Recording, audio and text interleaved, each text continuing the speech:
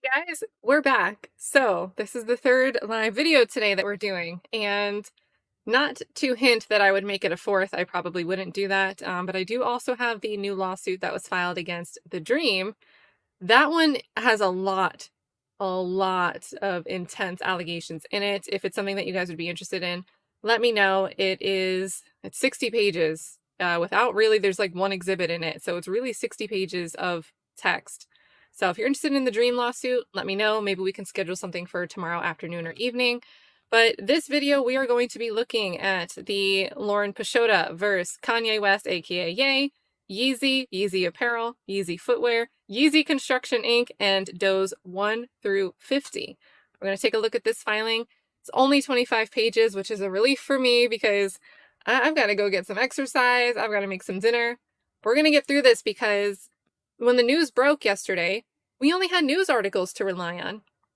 And we were having this conversation like, how does TMZ only have this? Well, we see up here in the corner, let me make this bigger for you guys, the stamp up in the right here, you see that it was actually sent, it was electronically filed yesterday, right? At 2:09 p.m. So it was prepped and dated May 31st. So I'm wondering how TMZ was the one that got it yesterday. Did the court really process it that quickly? I couldn't find anything yesterday. Maybe I didn't do a proper search, but today I was able to go and pull it up on the court website and purchase it for download, and here we are, we've got it. But still wanted to note that I think it's interesting that TMZ had this right away. So someone either pointed them to the electronic filing, or they just happened to check for lawsuits and saw that this one came in yesterday. But let's get into what's actually going on. We know what the complaints are essentially for. It's not just the sexual harassment, even though that's what's made the headlines. It's also breach of contract, wrongful termination in violation of public policy, the sexual harassment, specifically quid pro quo and hostile environment, unlawful retaliation, gender discrimination, failure to prevent harassment, discrimination, and retaliation, quantum merit, and I'll have to look up what that is, unjust enrichment, fraud, that's a big F word, unpaid wages, waiting time penalties, failure to provide accurate wage statements, failure to reimburse business expenses, intentional infliction of emotional distress, failure to produce employment records. There's an R missing there. So let's see. And hello to Barbara and Pam early in the chat. By the way, guys, if you're watching over on X, the party is really, I think usually, maybe you can disagree, but I tend to think that the party's over in the YouTube chat. So if you're watching, I'm about to comment on the video over on X, the link to join us over on YouTube if you want to come join the chat over here. I can see some of the comments on X, but it's not the easiest two-way conversation because I can't type in the chat and our YouTube chatters can't see what you guys are saying. So hop on over to YouTube and hit the like button. But let's get into this. So we've got just 23 pages left at this point. Make this bigger, zoom in a little for you guys. And let's see what we've got, because yesterday you heard me say, I want to see how much of the stuff that she's alleging is unpaid was actually in some type of written contract and signed off upon, or how much of it was verbal, because that's an uphill battle to prove that there's actually a contract. Doesn't mean it can't be enforced just because something was verbal. But it's harder. It's harder to prove and make it enforceable. So we're going to go through, we're going to look at some things here. So, at all relevant times, Lauren Pisciotta is an individual residing in Los Angeles. Plaintiff is informed and believes that Yeezy and all of that, they're going to say that this is all California. All of these Jane Company does, Yeezy Construction, I think they're all in California. Ye, Kanye West, also lives in California. And then the true names and capacities of defendants named Doe 1 through 50. This is just so in case through discovery they find out that there's any other entities that would be relevant, they can add and fill in these numbers as they go along.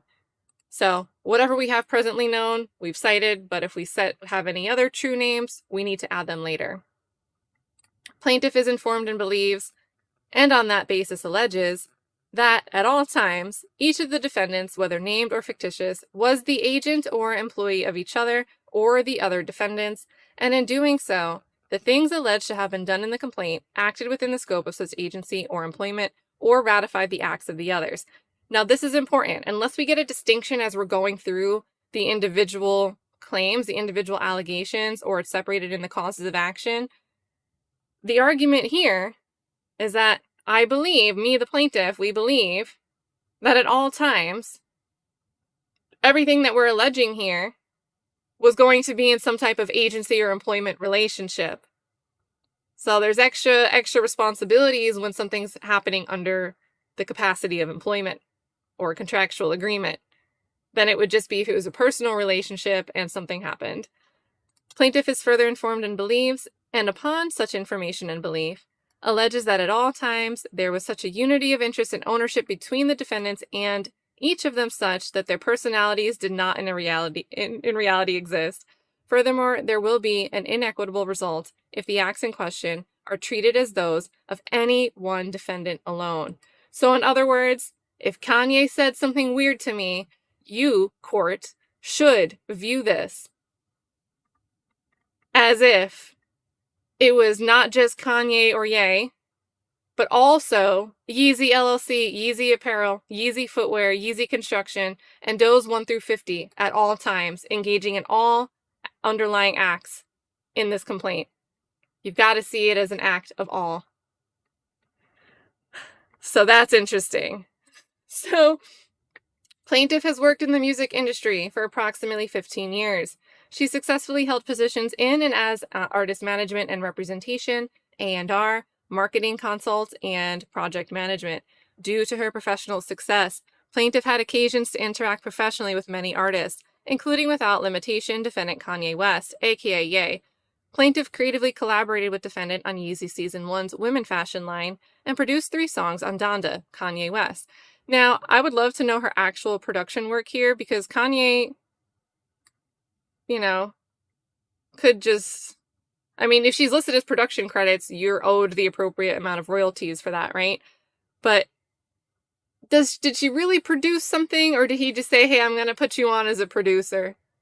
Maybe she's a voice in something. I want to look into this and see what the actual production contribution was, or if it was just a tack your name on there. Kanye West, aka Ye's 10th studio album that was eventually released in 2021. In or about July 2021, defendants Kanye West, an individual, and Doe's 41 through 50 inclusive, and each of them acting on behalf of themselves and acting on behalf of co-defendants, all the companies. And each of them contacted plaintiff and requested that she serve as defendant's executive assistant / personal assistant in connection with the business affairs of all defendants herein and the personal affairs of Kanye West, aka Ye. At the time, defendant stated to plaintiff that he was impressed with her prior 10 years as defendant's employee, and they agreed on a salary for plaintiff of $1 million per year. Defendant Kanye West, aka Ye, required that plaintiff was available to him 24/7. In reliance upon defendant's representations, I have a note that we're going to get to the end of this paragraph, and I've got a point to make if we don't see something by the end of this paragraph. In reliance upon defendant's representations, plaintiff accepted the annual salary, and she agreed to work for defendants as their executive assistant / personal assistant, and began doing so as a full-time employee. At all relevant times, Kanye West, aka Ye, was aware that plaintiff maintained a strong social media presence, comprised of her Instagram and an OnlyFans account, the latter of which was run entirely by, we talked about this yesterday, she had an independent management company running her social media, and he did not have any issue or objection to it. To the contrary, Kanye West actually boasted to friends and colleagues that the plaintiff was an OnlyFans superstar. Plaintiff's social media presence included, but was not limited to Instagram and OnlyFans, and the content of, among other things, professional bikini and lingerie photographs as a result of professional and tasteful shoots. So they're going to go on. We read a lot of this yesterday, but from that social media presence, she says that she was generating approximately $1 million annually.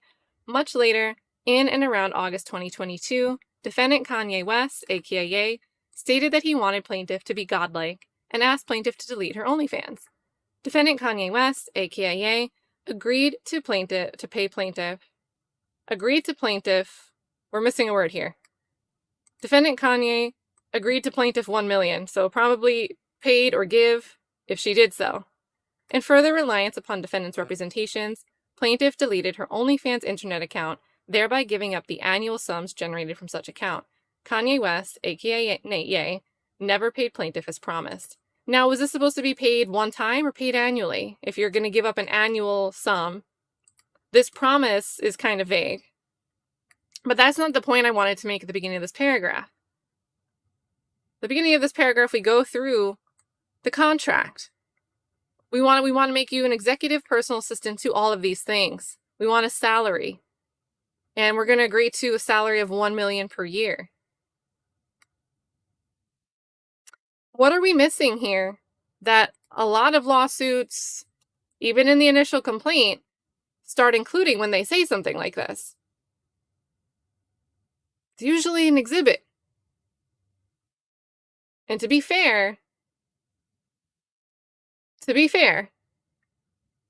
they don't necessarily need to produce that as part of their initial complaint, although I don't see why they wouldn't, because it would make a great case to the judge. You know, we're dealing with contract law here. You are alleging things about contract was made, payment in exchange for X services, attach some semblance, some exhibit. Because your point of a filing is not for us in the public to see something. Your point is to convince a judge that you have sufficient evidence for them to bring your cause of action, see it to trial. Let's take it up. Let's look at it. But we don't do that. We don't do that here. That's really interesting to me. And I don't know. Don't take my speculation here as anything necessarily meaningful. Because maybe this is something that's attached to all complaints here. But it's a packet that the plaintiff can serve on the defendant to approach rather than go to trial, to rather take it to negotiation or mediation, arbitration, or settlement conferences. So I'm not sure if this is something that's mandated to be sent out by all cases filed in this district, but nevertheless, either way, I can't imagine why a business lawyer wouldn't want to include some type of exhibit showing that a contract was in place. It doesn't need to show all the details by any means. Just show some of them. And we don't get that. We don't have any, I don't think there are really any footnotes about exhibits. And if we scroll, I'm in the dream. Am I in the dream complaint? I'm in the dream complaint, guys. Wrong one. There's a sneak preview. And again, let me know if you want to go through that one. But let me pull this back up. Kanye West.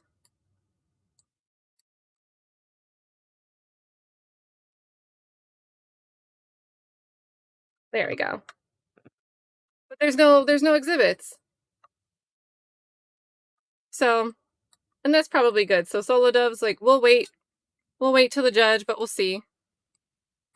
And to be fair, I think we've we're kind of spoiled where a lot of these lawsuits are, including more exhibits than they normally would.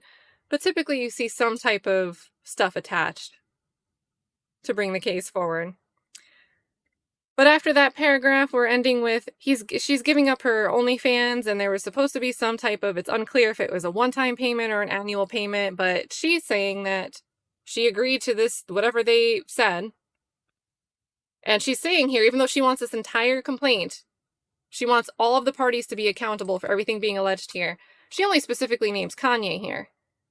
So she says that her and Kanye agreed to this, but she wants this to be considered under the capacity of all the other does and companies named. But then we get into, meanwhile, commencing almost immediately, defendants Kanye West, aka an individual, and the companies, they each engage in a systematic, severe, and persuasive and offensive campaign of unlawful harassment based on plaintiff's sex, meaning they're doing this because she's a woman, including sexual harassment, in violation of various provisions of, I forget this, it's the California law. Because my brain always wants to think FEMA, Fair Employment and Housing Act. So that's what FEHA is. FEHA. Including but not limited to this code here, defendant's actions, and each of them involved acts such as masturbating in front of plaintiff, oversharing intimate sexual details, photos, texts, and videos of sex acts, including without limitation, acts that defendant Kanye was engaged in, and other pictures of videos of Instagram models, current and former Yeezy LLC employees, and various men and women. Now they're going to get into specific instances. So harassment, discrimination, and otherwise unlawful contact. Moreover, and by way of example, only and not all intended to be inclusive of all acts of harassment. So she's saying, here, these are just some examples, but this is not all of them. There's more. The following are only some specific non-consensual, offensive, unwanted, unsolicited, unwelcome, and unlawful acts. Defendant Kanye West, aka, sent the following unsolicited texts and videos to plaintiff. See, this looks like it's written like lyrics. I wonder if it was spaced this way. See, my problem is, I be wanting to, what was the words I was using? I be wanting to flick. But then after I flick, I want a girl to tell me how hard they've been flicked while I'm flicking them. Then I want her to cheat on me and go get flicked with a bigger duck than mine and come back and tell me the story. Then I want her to suck my duck. Hey, that rhymes better. Duck rhymes better. With her best friend, or option B, suck my duck with a bad B. I'm flicking already that I flicked, then made her tell me how hard she been flicked while I was flicking her, and then she went and flicked somebody with a bigger duck behind my back and told me while I was flicking her. Can you picture this in a song? Oh, there's one more line. Ain't that flicked? This sounds like I can picture him writing like a song and picturing the video for it. On another occasion and multiple other times, hold on. This is why. What was the capacity that she was taking on as the named producer on 3 songs? If you're technically a producer for somebody, if you were the Kanye's attorney, would you make the response argument that this was a song and, it's part of the creative artistry to go over with the producer the lyrics that you're thinking of? So that's interesting. But yeah, we're not going to rate the quality of the potential song lyrics, but if it's a song lyric, could the argument then be made? He's texting this, he's communicating this with her, not to be lewd to her directly, but because that's someone he's produced songs with. Well, flick a duck. On another occasion, and multiple other times, Kanye West, aka, I do like the parentheses, the reminding us that this isn't exhaustive. Ye asked plaintiff to get him honey packets. So, go get me honey packs. Defendant required that plaintiff always have this on hand and available, and she had to deliver it to defendant in advance of defendant's sexual encounters. Kanye West, aka, sent plaintiff the following offensive text. How many times you knocked... I need a word for the N-word. We're going to say ninja. Out in 2 minutes, and they was making all kinds of excuses, talking about they never had no pee like this, LOL. See, that sounds like a question, not a lyric, because there's LOL. So, can't really say that that's a bar in a song unless he's saying LOL in his potential lyrics. Kanye West, aka, sent plaintiff the following offensive text. Prostitutes always got the best. Do I have a word for that? We'll just say P. It's their business. Okay, that sounds like a bar. We should do we should go through this example by example and have a chat poll. Bar versus text to Lauren. Because this one sounds like a bar, right? Prostitutes, their business. But yeah. This one has an LOL, so I don't think that one was a bar. Kanye sent the following offensive text. One time I took a Viagra and then I flicked an A-list celebrity. Is this supposed to be Kim? For 3 hours. Not sure why that thought came to me. Maybe it rhymes whoever this celebrity is. Oh, maybe he's just saying, okay, this one might just be a text. That's weird if it's just a text. But if it's a bar, I bet the celebrity name would rhyme with me.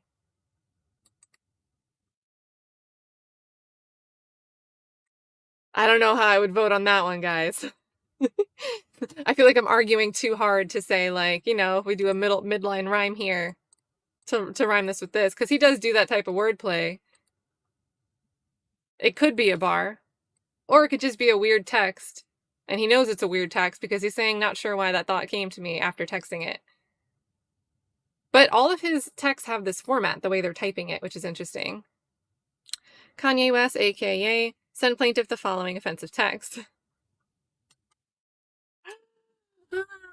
I'ma flick the living dog poop out of this bee off the honey. All her friends gonna need to find out where every bee that flick with me in love. All her friends meaning name removed. LOL. So we have another LOL. So yeah, I don't know. I can't figure out how. I mean, maybe the defense, his attorney could be like, he was insecure about his lyrics, so he put an LOL at the end of them. But he was just sending her lyrics. The next one. You got someone's number. I need him to start flicking some of my bees. I love when bees get the poop flicked out of them, and tell me about it while I flick them. Are we turning into like a Diddy thing here? Like a freak off lyric or a freak off text? This one is, all right, you guys in the chat, do you think this one is a freak off lyric or a freak off text?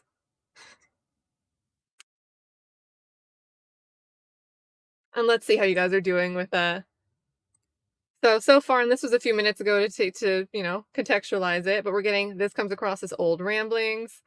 I would like to see her respond. That's a good point, Drea. You'd like to see her response. And then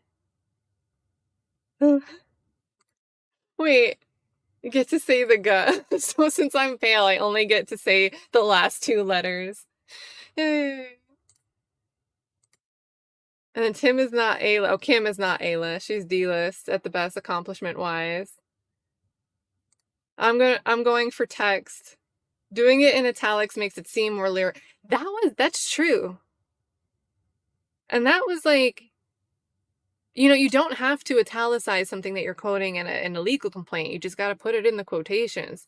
So with these being texts, it's interesting that if they're quoting it word for word, they're not just including a screenshot of the text or a report pulled from her phone with the text. Since they're quoting so many, right? It's not just like, it's more convenient to just pull one quote. But they don't need to lay it out this way. So if they're formatting it this way stylistically, I think Barbara's right. My brain is wired to look at italics as like reading, prose or a lyric. Like I'm watching a lyric video. So that's kind of like maybe a bad move, but maybe not something that they thought of while they were formatting this complaint. Or all of these things are sent in one line at a time.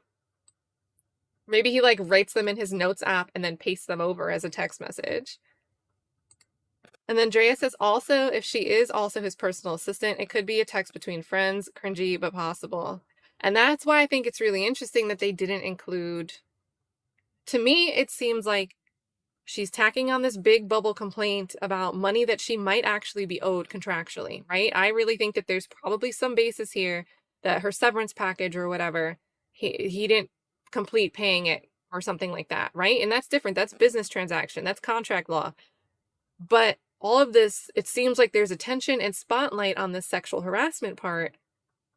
And it seems like they're not being completely forthcoming about the exact relationship of each of these moving parts. In fact, they're telling us they want the court to view all of these things that we're reading here as being the responsibility of all of the named defendants, which is a really interesting argument.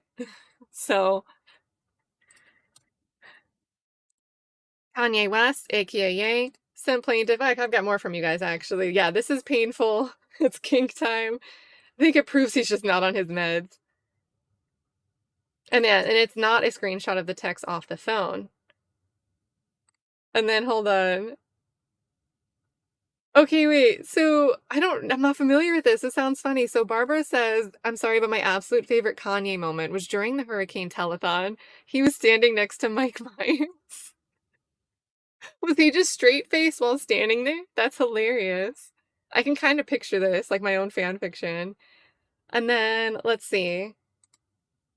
Oh, yes, PA. She could be being sent these messages to make note of them. Maybe he texts one way to her work phone and the other way to her off the clock phone. And then Aisha, hey Aisha, Kenya Moore said in an interview she went on a date with Kanye, and after the date they went back to his house. He left her alone in the house and she caught him hiding in a room watching porn. Kanye. Oh my god. Did she specify what type of porn? Not like literally not asking for myself, but asking if it's like going in the line of like wanting to see like cuckoldry or something. Because that would kind of match the implication of the one text or maybe lyric here. I remember when he said George Bush doesn't like black people. I remember once he went on a rant on Twitter when he still had like the little like blue earthy picture. I think he had just changed his name to Gay. Um, but he was like, it was something like, why are there more guns than parking lots or parking spaces in Chicago? I was like, oh my God. Like he's probably driving around in traffic, can't find a place to park, and is just like thinking like, macroeconomics, so society, all because he can't find a parking space. And then let's see. So where were we? What was our next text? Santa Barbara. Santa Barbara Open Hope. But keep that room at that shitty ass Malibu spot. Flick the poop out of someone's name removed. Wish you were there. I miss my dog. No, for real. We need to flick these bitches. Haha. I'm not even going to try to censor this anymore. We don't even have to flick. Name removed. Was too fire also. Name removed. Just that kind of summer. So there's one of two things here. He's saying I miss my dog, and this is a lyric about somebody else. Or he's referring to Lauren as his dog, which would imply personal friendship rather than capacity for this to be like lyrics that he's sending along. I don't know.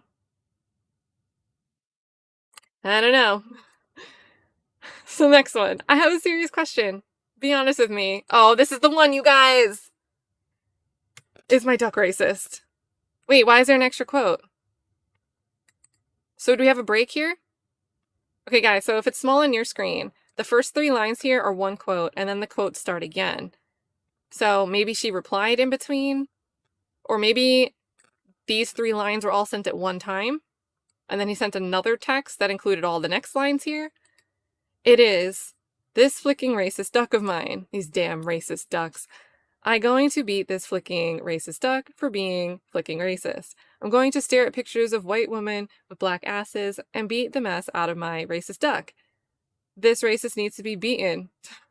He's personifying his duck till he can't be racist no more. This ain't right, bro. After 400 years, we still at this point, the richest black man ever, beating the mess out of his big black, and I don't have, well, let's say cook.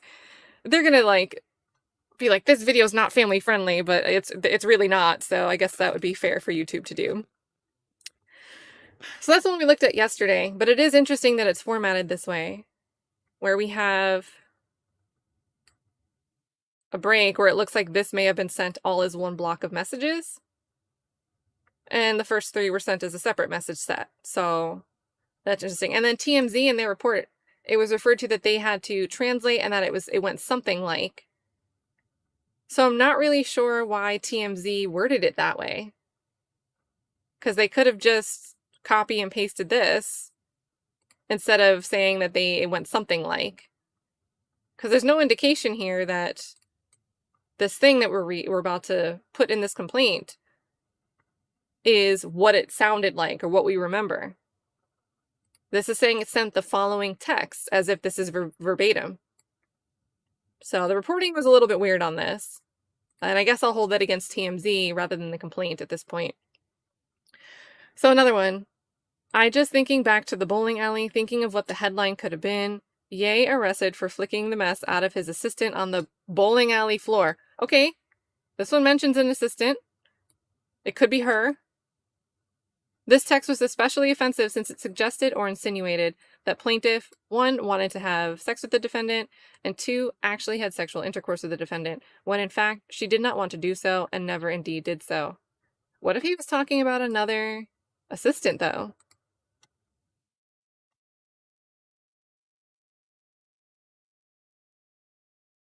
Because doesn't he just like hire aren't there like a bunch of people that he's hired?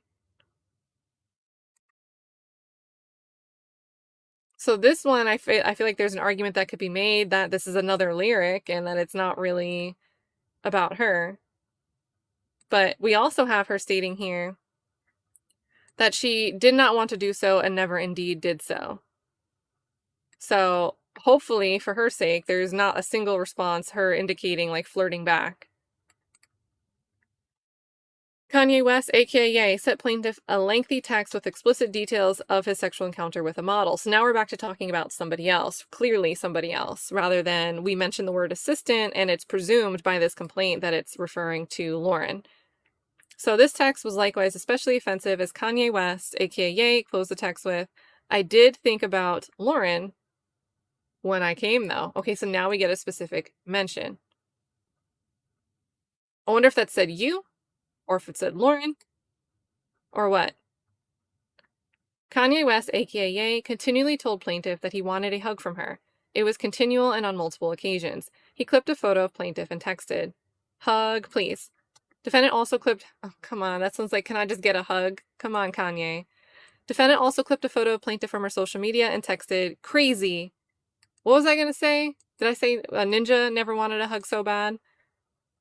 Oh my god, he's so thirsty. That's like, guys, that's a meme, right? When you're like, the guy in high school that runs down the hallway, can I just get a hug? That's like a whole meme, and here he is personifying that. So Kanye West, aka Ye, in between sending videos of defendant client having sex with a model, defendant then sent a text and the meme photo below to clarify what he intended and meant when he said he wanted a hug from plaintiff. Oh god. Oh god. Oh, this was his complaint. I thought it was from the dream thing. Okay. Anyway, he sent this meme. Now, at this point, I'm gonna leave this pinned. At this point, it's kind of like, how long are these text messages going on? Because she ends up getting let go. She ends up staying employed. So, do we just get to decide? Because harassment is subjective, right? It's always subjective. I might not feel offended. I don't want to use anything in here as an example, I guess. But like if someone was sending me like song lyrics to review for them and they're talking about like getting women, cool. I don't like love that type of concept or topic of music, but I understand that we're having a conversation about lyrics and how to improve on the lyricism or whatever. Do I get to 2 years from now say that I suddenly feel harassed by something that talks about sex that you sent me? Because we've worked together on something in some capacity? Is everything that we've ever texted each other back and forth suddenly harassment and I can claim that it was unwanted? If our relationship and our texting continued on and on and on and on? Because remember, we're not dealing with a battery claim or anything here. We're dealing with harassment, which is the words, the jokes, some type of maybe offensive conduct. I think we will get there is going to be one story in here where we're in the same room and he's doing something to himself, not that different from the story with the Kenya date mentioned earlier. But do you just get to decide whenever you want that something texted to you that you may have been fine with contemporaneously? Suddenly harassment 2 years later. And then He was taking prescriptions, wasn't he? So there had to have been some type of, but I guess that technically could have been something acute, rather than chronic. Well, let's see. And then, okay, yeah, so diagnosis here. Barbara with the research. So Kanye West, an American rapper, songwriter, and fashion designer, was diagnosed with bipolar disorder in 2016 on November 4th, 2022. Or I think that's just pasting a citation. So let's see. We have another video text, a 33-second video. Oh, wait, I'm missing something here. Oh, I'm missing a lot. So we get this meme, then we get what? And we're not getting dates with any of this stuff. And, typically when you read a description like this, on such and such date, this was sent or this was said. On such and such date, this was said, this was said. So at some point, all of these things are just at some point, open in time and space. 2 photos of a model posing naked in the mirror. A 6-second video defendant took of a model topless, bending over and shaking her butt for the camera. 24-second video defendant filmed of a model performing oral on him. The video was followed by a text conversation wherein defendant asked plaintiff if he should edit the video as he wanted to make sure his penis looked big enough. Oh my god. The 13-second video defendant filmed of him having intercourse with a model. A photo of a model posing in her kitchen. This was followed by another photo of the model grabbing her butt naked. Okay, do guys in the chat or girls in the chat, is this like in the group chat? Do you guys do stuff like this with each other? Because if he really felt like this was his dog, his homie, would this not be the same? She's complaining that this. I'm just speaking hypothetically. She's claiming that this happened to her because of her gender. But if bros do things in their group chat as buddies and say, this is the girl I just smashed, this is the photo of her butt, maybe it's more violating of the person that's being filmed to have that sent to somebody else. But what if the bros in the group chat are like, yeah, bro, she bad. So what if my dog is really referring to Lauren and he's treating her like the homie? But on the flip side, she's trying to say that he did this to her because of her gender. He's sending this stuff to her because of her gender, rather than whatever relationship that they had. I don't know. And then we've got a model in the kitchen with a photo of the model grabbing her butt. And then she crazy. And then a 33-second video of a model having intercourse with an unidentified man. Okay. 2 photos of a model laying on the floor posing in a thong and no top. A text about a model wanting to see a video of him messing with another model. So a text from another model wanting to see a video of him with another model. And then another image that was a screenshot of a text conversation that he had with the model telling her, I want to flick you raw, so if you flick anyone else, you have to wear a condom.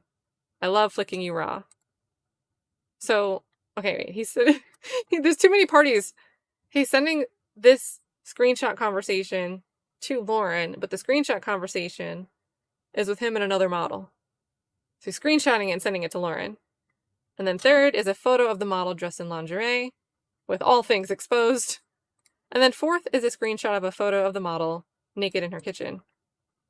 So, and what's crazy is, a lot of this is I would argue it's prejudicial.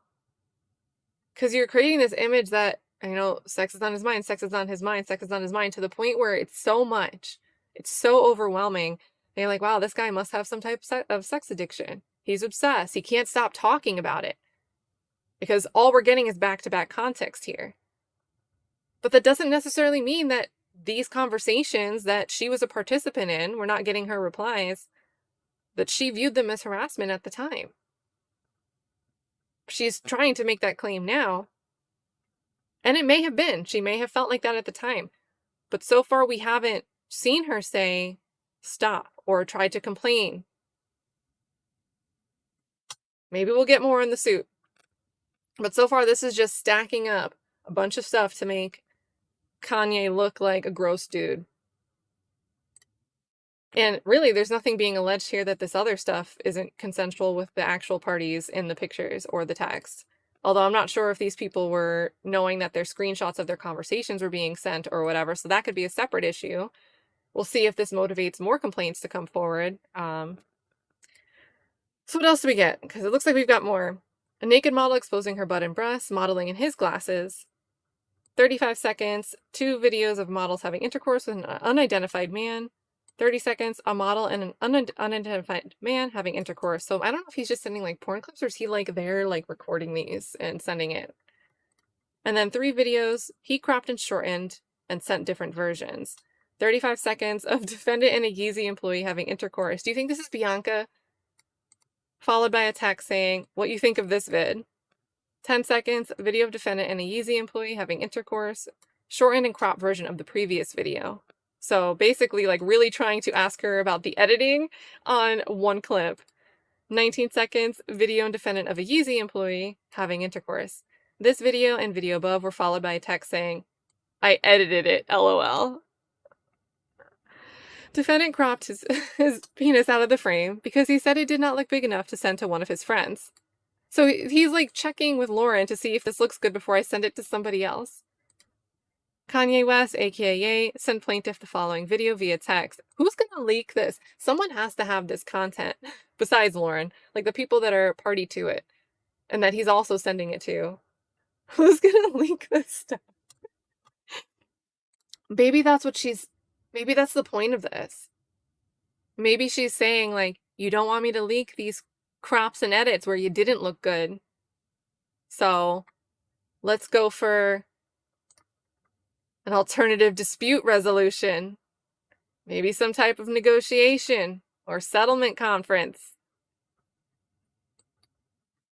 Because this is hinting at a lot of things that she could still be in possession of that he's clearly suggesting, hey, maybe I wouldn't like the way this one edit looked.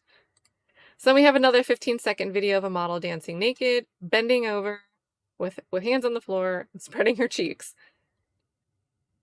And then a photo of a woman's breasts. And then another text. So description, defendant sent screenshots of text between him and a Yeezy employee. So this presumably...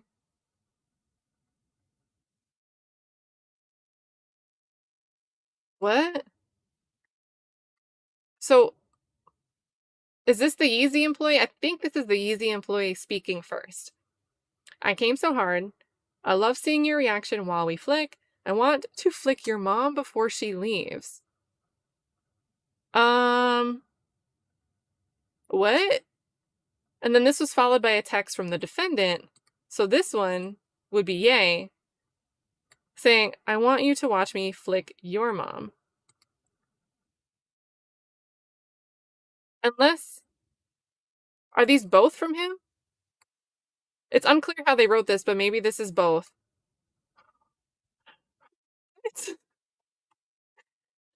Another example of defendant's offensive and abusive conduct occurred at the Soho warehouse in Los Angeles in early 2022.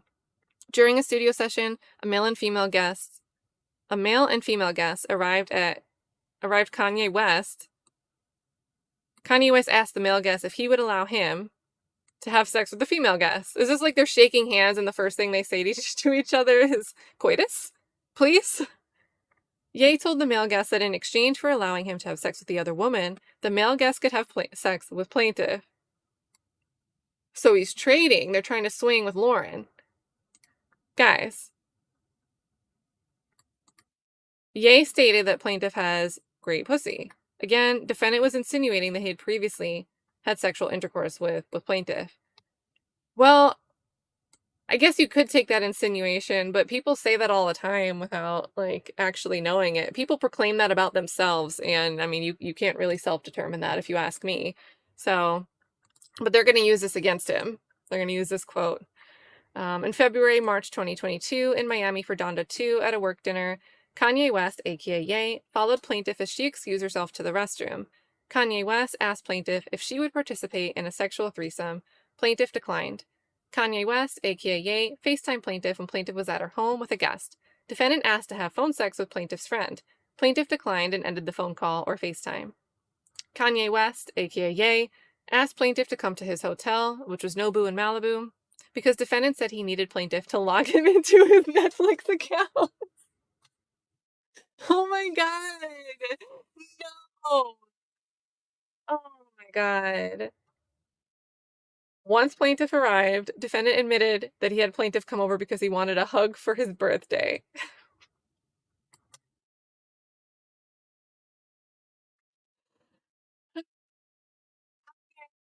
Would require plaintiff to coordinate Uber rides for women to meet with him. How come we don't get in any of these stories? We don't get any what happened after. Did you tell him no?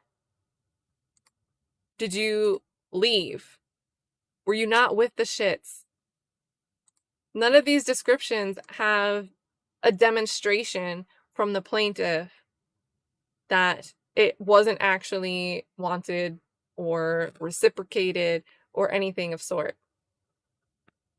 So this is some weird stuff we're hearing, but we're hearing weird stuff stacked on stacked on stacked to make him sound like, and maybe he is, obsessed with sex.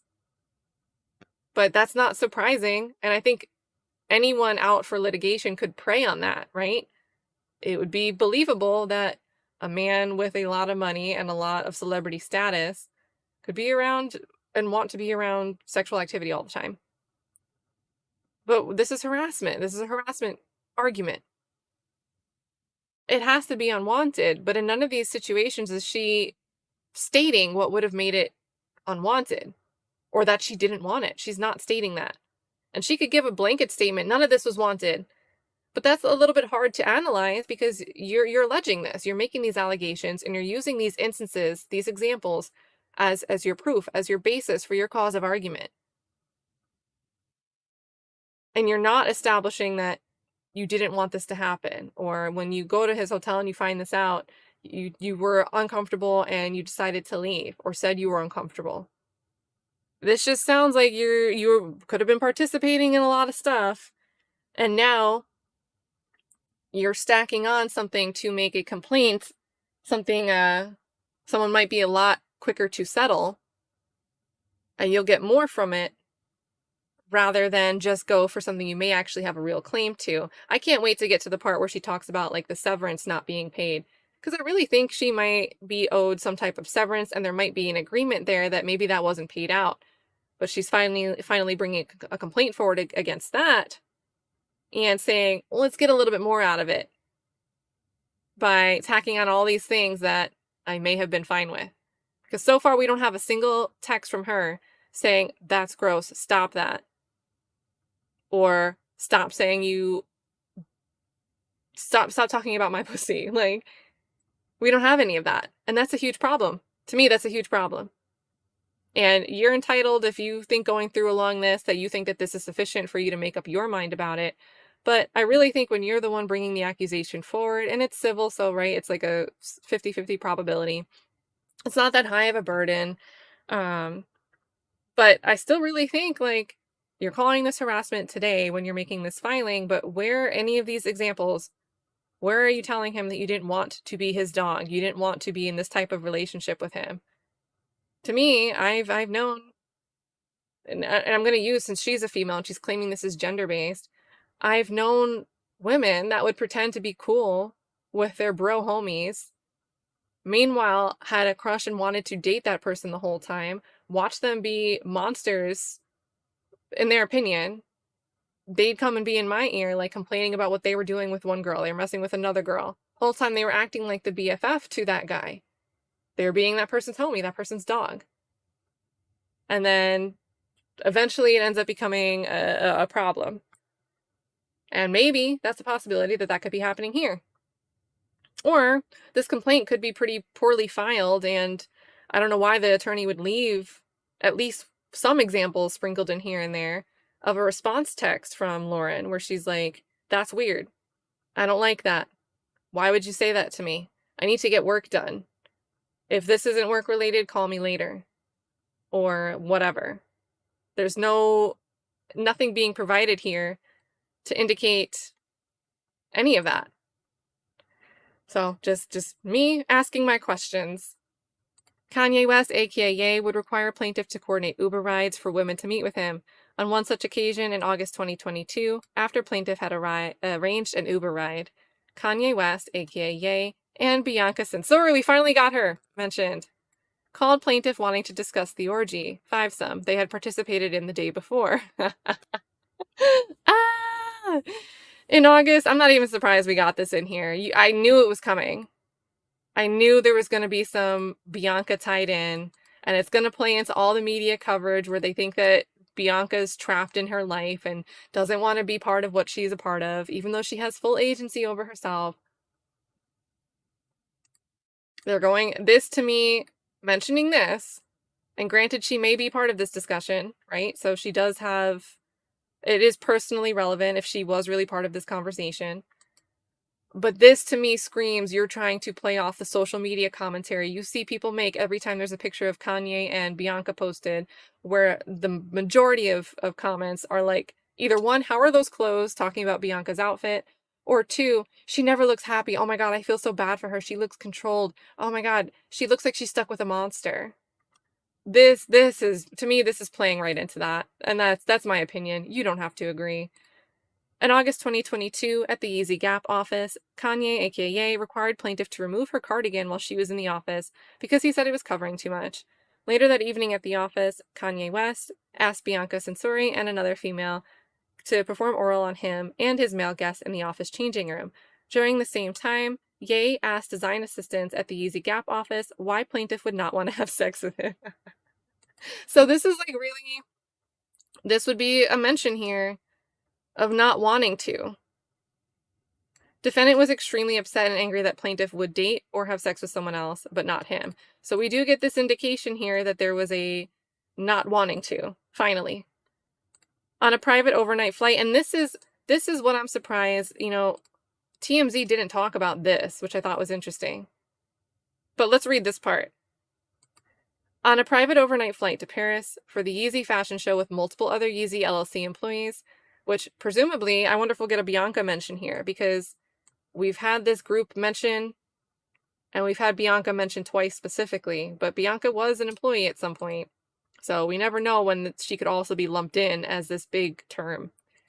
So Ye texted plaintiff and asked for a hug. So how many times is this man asking for a hug to get no hug?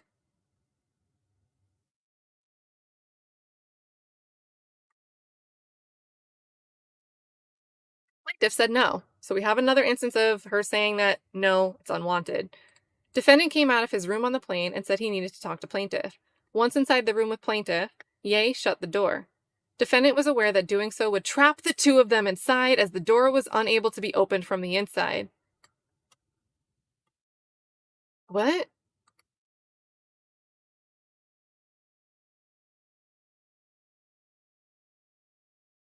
What kind of egress? I mean, do planes have like safety codes?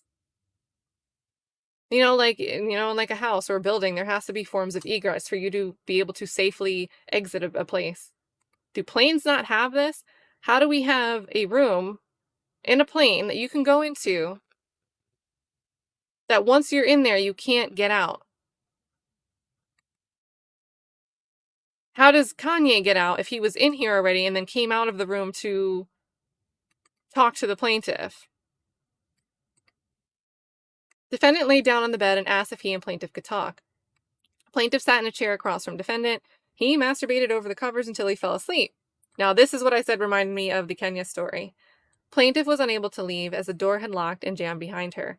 Eventually... So is it jammed or does it lock from the inside?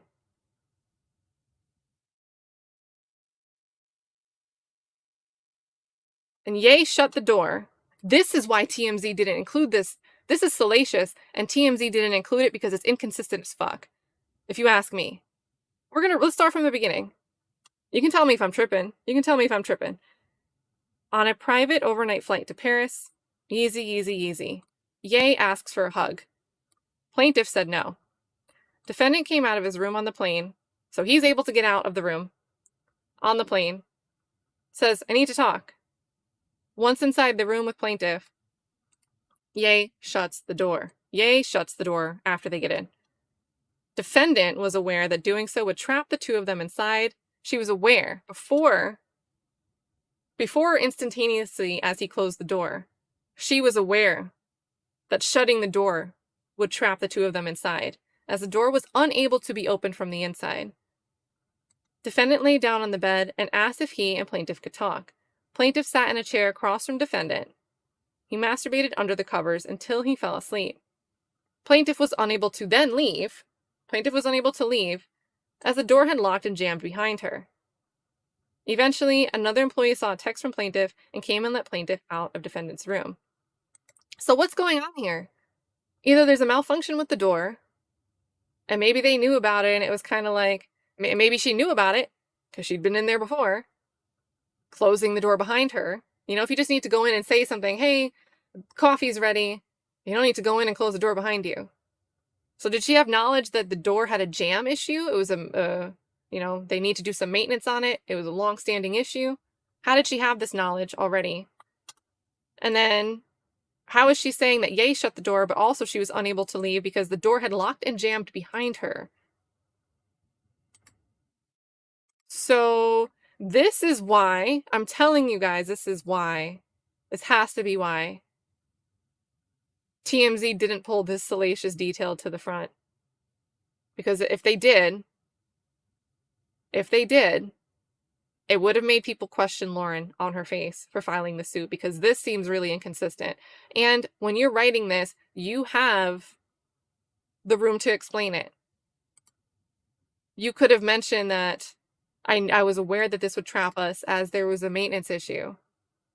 Or I didn't realize I would be trapped in there until I tried to get out and then realized for whatever reason it was jammed. There's ways you can think about how to write this, because you're not just speaking on improv. You're not just speaking out loud and tripping over your words because you're trying to think of how to explain something you don't know how to put into words. You have the time to write this, and an attorney is helping you write this. And it's still being written in a really questionable way.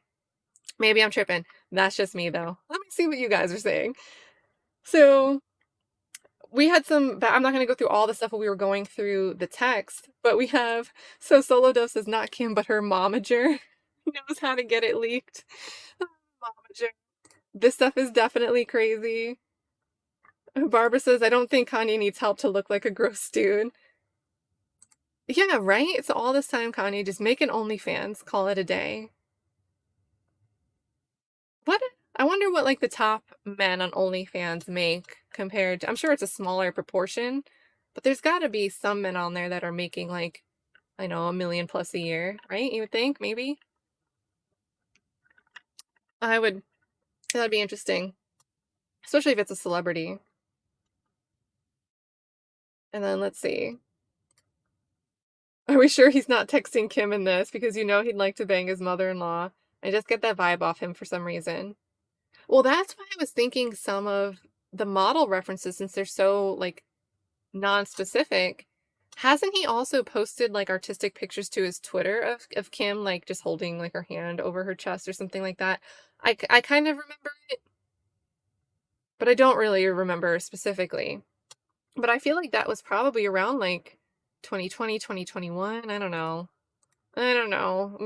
Look, we all know how COVID years work. Brain is mush. Timelines are mush in this last, like, 4-year period. And then let's see. Yeah, make an OnlyFans. And then Nathan, so I guess earlier when I was talking, because this is about 10 minutes ago, you said, you know, you're agreeing that she was hoping he would quickly settle. And, you know, the mentions of this video content kind of suggests as much, like, there's some stuff I can dangle over your head here that you clearly have expressed some embarrassment about. And then she hoped he would settle as fast as Puffy did with Cassie. And to me, it's totally, there's no battery being alleged here. And I'm not saying that harassment's okay. And I'm not saying that I wouldn't be uncomfortable if, just out of context, out of the blue, someone that I was in, like, a personal assistant contract relationship with pulled me into a room and then just whipped it out. Like, I'd be so uncomfortable. But I would try to get out of there and say, don't do that, before he fell asleep. And I especially wouldn't go in there and close the door behind me because she's unclear. She's unclear. The door either closed behind her or he shut the door. There's only one time this door had to close, and we can't even get a straight story on it in this paragraph here that she had time to write and prepare, and the lawyer could look it over. If I already knew, because she also indicates that she was aware that doing so would trap her inside, I wouldn't close the door or let it jam behind me. Or I would have texted my friend right away, not eventually. And I'm not saying that, she's not alleging that she was in fear in this moment and that's why she sat there. She didn't want to lose her job, so she put up with harassment. I mean, she might say that later in the suit more generally, but she's not saying that about this specific instance. This just doesn't line up to me. This sounds like you were with the shits, you were along for the ride, and now you're laying out a bunch of weird stuff that you had some weird celebrity chat going with this guy, and whether you were okay with it or not, on the inside, you're okay with it on the surface, nodded along with it to keep it going. And to me, we can't always argue that that's suddenly harassment, just because it is maybe gross on the surface to consider. Harassment is subjective. And the person on the receiving end of whatever this commentary is, if they change their subjectivity, to me, you can't just decide, I'm okay with it while it's happening, but later down the road, I'm going to suddenly decide that I was harassed. I think that's really problematic. Let's see. So we've got devil's advocate Drea. So Kanye seems like he's only surrounded by yes men. That's true. And any person that challenges him or say no to him is discarded. So maybe she was afraid for her job to say no. Yeah, so that's the other thing. But we don't really get that expression yet. And maybe that's the fault of her attorney, but at each of these examples, that's what I'd want to underscore. Why are each of these examples harassment? We get the one blanket statement at the very beginning that everything was like 5 adjectives, unsolicited, unwanted. But I would bullet point that, support the examples that you're giving by saying, everybody around was helping him out. They weren't coming to open the door for me. I was stuck on my own. I didn't know what else to do. I tried to not go into the room, but he pressured me, and I was convinced that I would lose my job mid-flight if I didn't go in there and deal with the harassment. So that could be criticism again on the attorney that's making this filing rather than her herself, because she's not the one preparing the actual legal writing here. But yeah, it is one of those things that's very possible. And that argument could be presented better maybe through oral arguments in court or in future filings, future responses from the plaintiff's attorney. But right here, I would say it's missing from the complaint, the thing that would establish exactly this. And I would say including it at the beginning paragraph isn't a strong argument. It's not enough. If you're going to use these examples, you have to tie it to the thing you're alleging rather than just, hold all these corporations accountable for all this stuff we're about to list off with no context. That's where I think you're right. But I think this thing that you're presenting, this possibility he's surrounded by yes men and she could have been scared, I think she's creating a overall complaint, believe me, in a way that's prejudicial. He looks so bad that you should just believe that it is harassment. Even though harassment, again, is subjective. Even if we would feel personally harassed in this situation, and we know what we would do in that situation, it's not technically harassment if the person living it is okay with it. That's just how harassment works. So, I don't know. I saw the attorney's name and I didn't recognize him. It was like Mark, what are we on, page 13? But he's had his license for a long time. Maybe he's more on the contract law side and doesn't really do, sexual harassment of this nature. He probably does like a typical harassment in the workplace. Like my boss made an inappropriate comment. I took it to HR. I got retaliated against. I got demoted and then was let go after 3 performance improvement plans. Maybe that's what this guy's used to filing. And I would say in agreement, probably all of us can agree that this is different in nature than, a workplace that isn't Yeezy. So, Yeezy with Bianca 5-person orgy invites. And where were we? So we're with the cardigan story. And then you guys are, yeah, something doesn't sound right. Doesn't TMZ have beef with Kanye? I don't know. I feel like there's so many Kanye stories that they probably make a ton of money off of him no matter what side that they would lean at any given moment, if that makes sense. Right? Because, like, I don't know, Kanye can be in the news for any reason. It could be like Northwest is doing something, and of course, Kanye's there, so now we have a story. Or it's like some Kim Kardashian story. So Lord ADS says, I wish we had better regulations when it comes to media reporting outlets like TMZ. They make millions off of celebrities with no course of action. And to be fair, I mean, I still don't understand why they described when they were including some of the text messages, why they said she said that the text message read something like, instead of just saying, these were the text messages included in the complaint. It was weird. It was really weird. And then for them to leave all this out when, you read these other articles and they pull out the salacious moments. What article in their right mind would leave out some story about a woman who claims she was harassed being locked in a room with someone while they whipped it out? It's just a weird thing to leave out. And then Nathan, yeah, agreed. If this is true, it's horrible. I wouldn't blame a victim, but I question anyone who chooses to work for that man, shaking my head. And that's why I think it's interesting that through each of these examples, there's no dates given. Usually when you leave a complaint, when you write a complaint, you're saying, on this date, plaintiff received this photo. On this date, plaintiff received these texts. On this date, plaintiff received this. That way you can kind of see, like, all right, well, that was 4 years ago. How are we still here in this today? Did you stop and say, no, don't talk to me like this anymore? And I think it's just an important thing to include because, making the case for harassment's a lot easier if you can say, hey, look, here's me replying in text message. And maybe she did reply and they're just not including it in the complaint.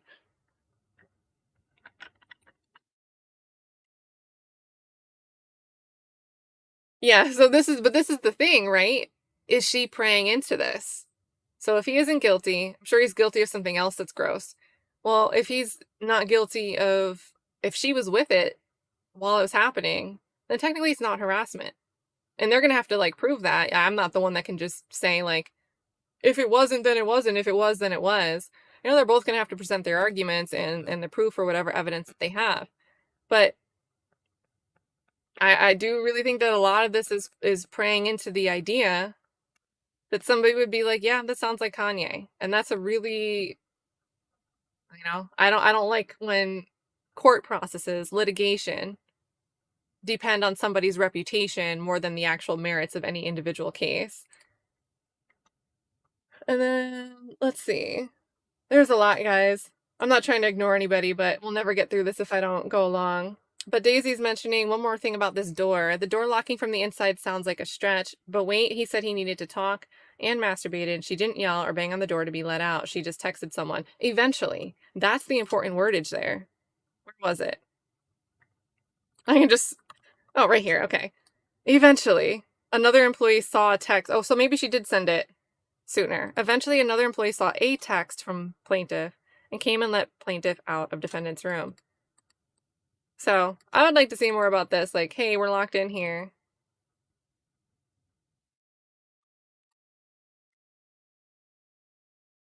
And I don't know how big. So, this is a plane. So, if you started knocking on the door, maybe the engine's really loud. But if you knocked on the door to try to let someone let you out, how big is this plane that other people wouldn't be able to hear you? I mean, maybe music was blasting on the outside or something like that. I don't know. Well, let's see. Ye regularly called plaintiff under the guise of discussing work-related topics. Defendant would masturbate during the phone conversation and would often ask plaintiff if she could hear or guess what he was doing. Kanye West would constantly ask about plaintiff's current and past sex life. Defendant would frequently demand to hear details and was particularly fixated on the size of plaintiff's boyfriends. Well, she's an OnlyFans model, right? So was he asking just about boyfriends, or I wonder what type of content she was doing, if it was like the actual full act. Defendant would often tell plaintiff that he always wanted to have sex with her and that he held these feelings for a long time. Defendant also falsely boasted that he had sex with plaintiff, or would insinuate to his friends, business partners, and music and fashion collaborators that he was having sex with plaintiff. Defendant's Kanye West, Ye's obsession, fixation, and stalking of plaintiff. So this is where we're going to get into the moving into the same building. So she was wrongfully terminated, and then in late 2022, Kanye West moved into the building where plaintiff lived. After doing so, defendant's unprofessional and harassing conduct continued. Plaintiff did not welcome or encourage these offensive acts, texts, videos, and statements, nor did plaintiff condone defendant Ye. So now we're finally getting this. This is for the aforementioned. So nor did plaintiff condone everything we've talked about so far. All this demeaning, embarrassing, and abusive behavior. Instead, notwithstanding the harassment, discrimination, and abuse, so what did plaintiff do the whole time, all those things that were happening, all those examples? She just remained focused. I'm sorry to say it, but I don't think that that's enough to show that contemporaneously you were actually being harassed. You need to have expressed then. Yes, you may have been trying to just do your job and stay on the job, but we need something to substantiate that this stuff was not welcome, let alone encouraged, when it was happening. All these examples that you gave. And I wouldn't be surprised if once or twice she's literally like, oh, stop that. Right? I'm sure that's got to be there, but why isn't it in the complaints? Why is it not in the complaint? We just get this one little umbrella couching language here. Just apply this to everything we talked about before, all the aforementioned stuff too. It's just a weird way to lay this out. Instead, notwithstanding the harassment, discrimination, and abuse, she should have hired Tyrone Blackburn, the attorney that's filing all those other suits. Plaintiff remained focused on performing her job. Meanwhile, on or about September 13th, 2022, Kanye West and Doe's 41 through 50 offered plaintiff a well-deserved promotion to the role of chief of staff for defendants for all these companies. And then this is where she gets the $3 million. So Kanye tells plaintiff she was getting an additional $3 million as a result of her well-deserved promotion to chief of staff. Thus, plaintiff's salary for working for defendants, and each of them, the sum was now $4 million. Plaintiff, in justifiable reliance on the representations of defendants and each of them,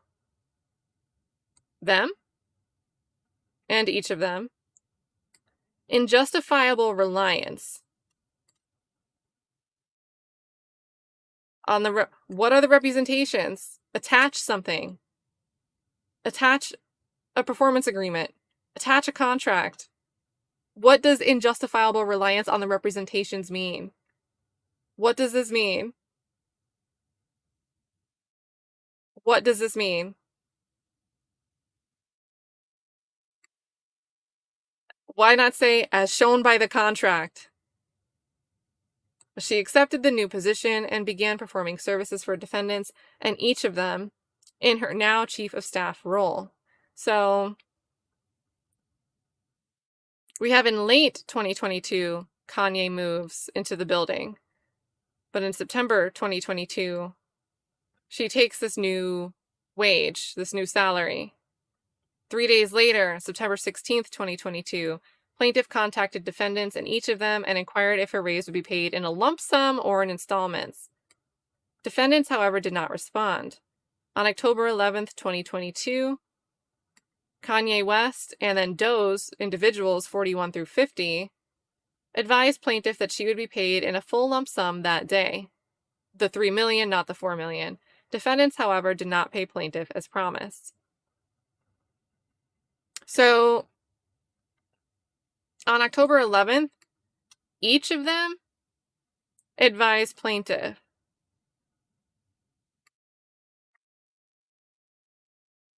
I'm just going to assume that they're going to produce the receipts of Doe's 41 through 50 saying, yes, we're going to give you a lump sum of $3 million. So, this must be some document. I'm assuming that this is some group of staff members relating to Yeezy. I don't know how 9 individuals would be included otherwise. But, I mean, we've got to have some type of receipt for that. Despite expressing their great satisfaction with plaintiff's job performances, defendants in each of them continued to fail to pay plaintiff as they previously promised.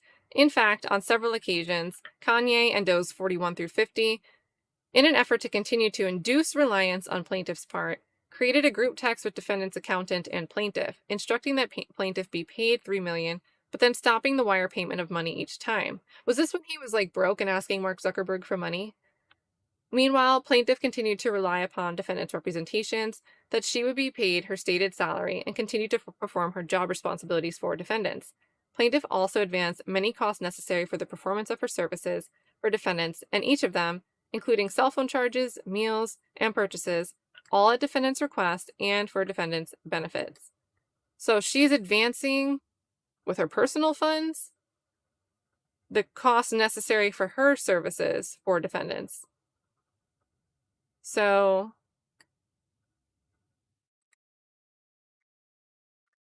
I mean, this could really be problematic if she can show that, hey, just book the thing and we'll reimburse you for it. But this can't be a blanket claim either. But I'm sure there should be some text somewhere that say, or emails that say, yeah, book that flight, that's fine, arrive in time, and we'll reimburse you for the flight tickets. And then she turns over her receipts, and then they never get reimbursed for it. On or about October 21st, defendants and each of them terminated plaintiff's employment. So we're doing this on what?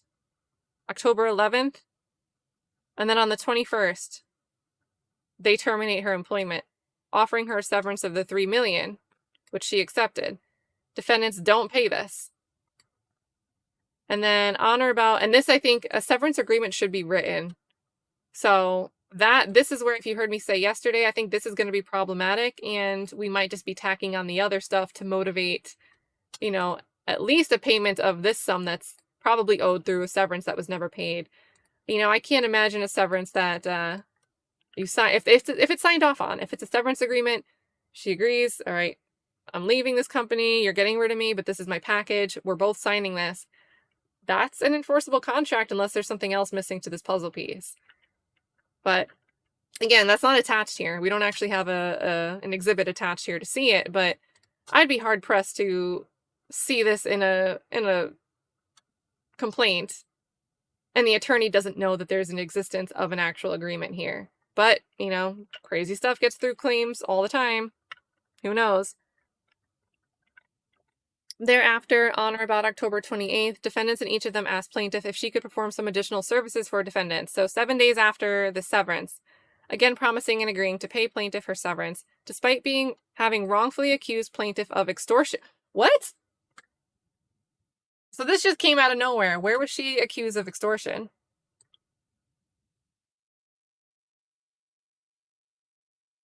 Because this seems kind of important. And obviously we're reading her complaint, so it's not favorable to her. They're not going to want to shine a light on it.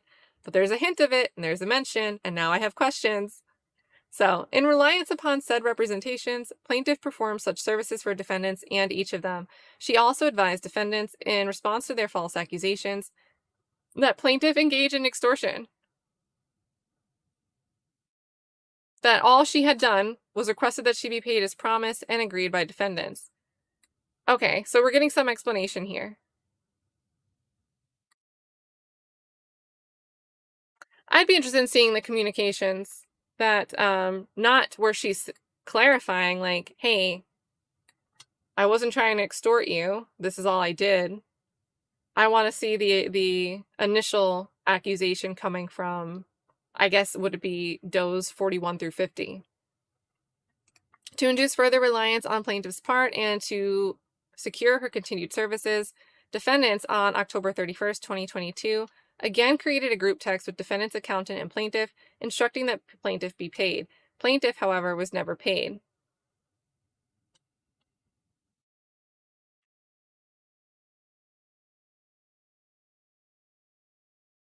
I get why people don't come forward, and they might take a long time to talk about something that could be embarrassing.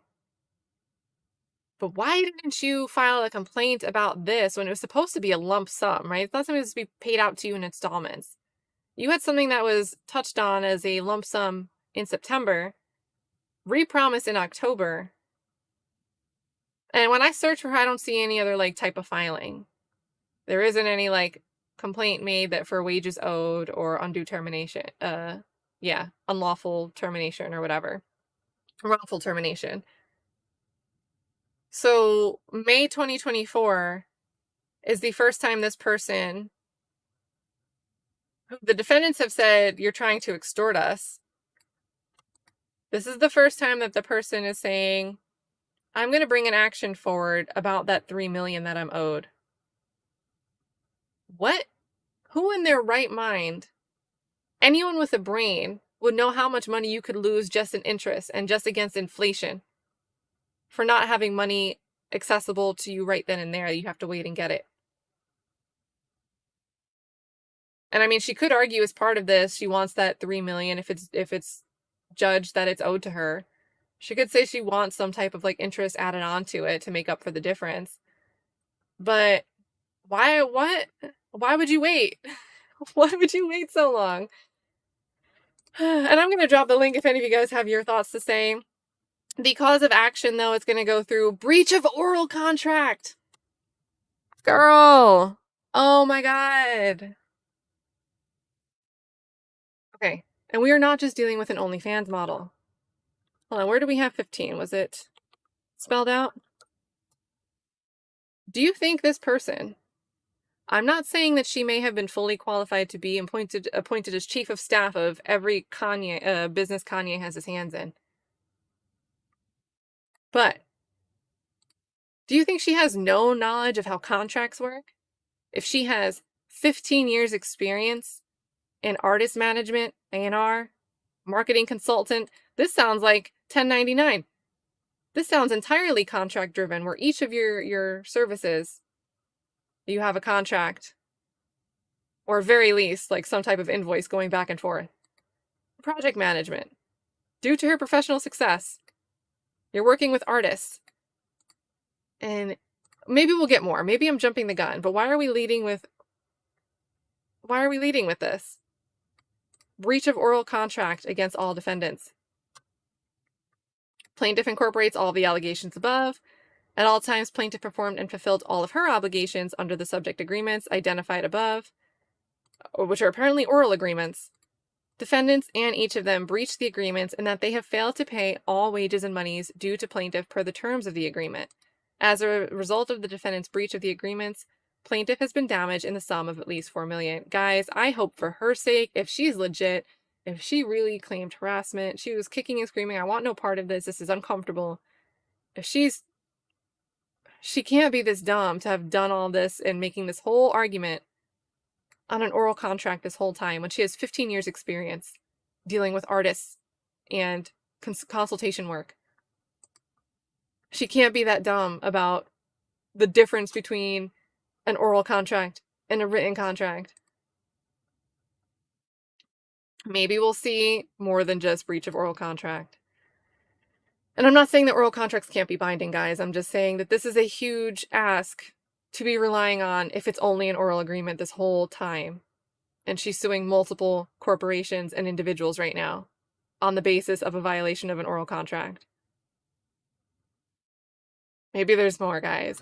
Like, for her sake, like, what's wrongful termination in violation of public policy against all defendants?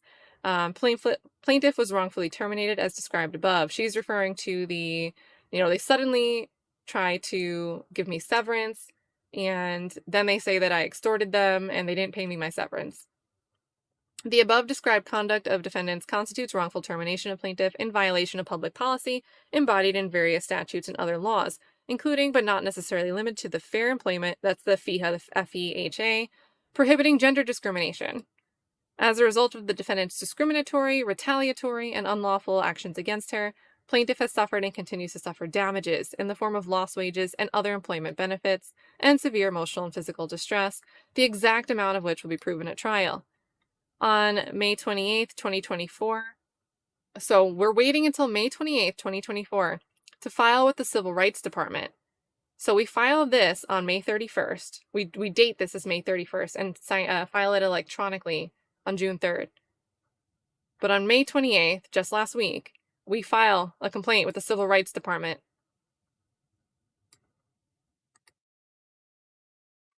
A complaint charging defendants with discrimination, harassment, retaliation, and other claims in violation of the California Fair Employment and Housing Act. Plaintiff requested and received a right to sue notice. Defendants in each of them acted for the purpose of causing plaintiff to suffer financial loss and severe emotional distress and physical distress, and are guilty of oppression and malice, justifying an award of exemplary and punitive damages. And then the third cause of action is going to be the sexual harassment and hostile work environment against all defendants. Now, this is really what the examples get to. The idea that this was unlawful, and that this harassment was based on my sex, my gender, and as a result, I've suffered. I continue to suffer, not just from lost wages and employment benefits, but also the emotional and physical distress. And we want to prove that amount at trial. And then, what do we got? Unlawful retaliation. They're probably just going to reincorporate this, but maybe we'll get some more details here. Let's see, what's this? Defendants in each of them discriminated, harassed, and retaliated against plaintiff as a result of her complaints and her refusal to have sex with defendant Kanye West. Ultimately, defendant terminated plaintiff's employment in retaliation for her complaints and refusal to have sex with defendant. Maybe. Maybe that's why they're claiming she tried to extort them. But you know what she doesn't say in this complaint? If we go back up to this section, the September and October dates. Because this complaint, you're supposed to be laying out the facts according to you, that support your cause of action. And you're saying here that in September, in late the year, you say that he moved in and was stalking you in late 2022. But then after you mention that, you say on September 16th, 2022, they're talking about a raise for you because your performance is so good. Then on October 11th, you get clarification that it's going to be a lump sum, but this is still supposed to be a raise. And then you get further clarification on or about October 21st that you're now terminated and are offered a severance of that same amount, $3 million. And you don't get paid, and on October 28th, that's where you're getting you're asked to do more work, but you're hearing back and forth this extortion thing, and you're like, out of the blue, it's out of the blue to you. You should have already known this. You're leaving something out here. Because if your cause of action is, I made a complaint and then I got terminated, that doesn't fit with your description, these 4 paragraphs here describing, hey, I'm getting a raise, I'm getting it in a lump sum, oh, I'm getting the same amount I was supposed to get as a lump sum as a raise, now as a severance. Oh, still, I accepted this severance, but I still haven't gotten it. Oh, and then out of the blue, they're saying I extorted them. You should have mentioned in this paragraph, this severance was caused because I raised a complaint. You're bringing a cause of action. Which one was it? This one? Yeah, unlawful retaliation. You're bringing a cause of action here on the basis that they retaliated against you as a result of your complaints and your refusal to have sex with defendant Kanye West. But you didn't lay out in your factual allegations. You don't put that fact forward. You do not say that they offered you this severance because you complained. But yet you're trying to raise this as a cause of action. Now, she probably has a chance to amend this complaint. She could go and reword it. But if this is your strongest claim, right? Unlawful retaliation is a great way to, establish that you're really owed this money. Especially if they're trying to say that they were going to pay you something, but they didn't because you did something that violated the severance agreement, some extortion. This is a really important cause of action, this unlawful retaliation. And you don't even lay out the facts that would go to, underlie it in your factual allegations. Nowhere in that blurb about her raise and then sudden severance does she say that she raised a complaint before she was terminated. So the responding lawyer is going to have a field day with this one. This is easy. I mean, she could amend the complaint after the attorney responds. But this cause of action, there's no underlying facts above. You can't just come down here and start putting the facts in here. They're supposed to be already laid out above. So she suffers. And she wants punitive damages here Fifth cause of action is gender discrimination. In engaging in the conduct described above, defendants and each of them are unlawfully discriminated against the plaintiff based on her gender in violation of various laws. So we're going to get this Fair Employment and Housing Act. And then as a result of the discrimination, the lost wages, the distress, and then also we want punitive damages here from each of the defendants. Sixth cause of action is failure to prevent discrimination, harassment, and retaliation against all defendants. So this is, as my employer, you should be preventing me from being in harm's way in the capacity of my work. And Kanye's part of your company, and I'm on travel with him, and these weird things are happening. So you as the company should be held liable because this is happening under the scope of my work duties. So defendants fail to take reasonable and required steps to put in place policies and practices designed to prevent discrimination, harassment, and retaliation. Indeed, defendants fail to prevent these unlawful workplace practices and are indifferent to their obligations as employers to provide a safe workplace. Now, it's going to be interesting, as I would imagine, each of these corporations will have their own separate arguments that they can make, or they can make some jointly. But they're going to want to say, okay, well, what work task, what capacity were you engaging under when, you were on this one flight? Because you're trying to hold Yeezy Construction LLC responsible for this. But if you weren't doing work specifically for Yeezy LLC in that moment, take this complaint off for us. What are the specific acts? And this is going to create a filing nightmare if there's good attorneys responding to this complaint. There's only one name. There's only one name here, and it's his firm. He's in private practice. Can you imagine if he gets separate responses from different of these doe companies and doe individuals? Because it's a total of 50 does. Plus, we have some specifically named. But it seems like individuals 41 through 50 they know they can fill in those names. They're probably like people in certain roles, certain financial roles, or hiring roles at each of these companies. And then they have each of the companies.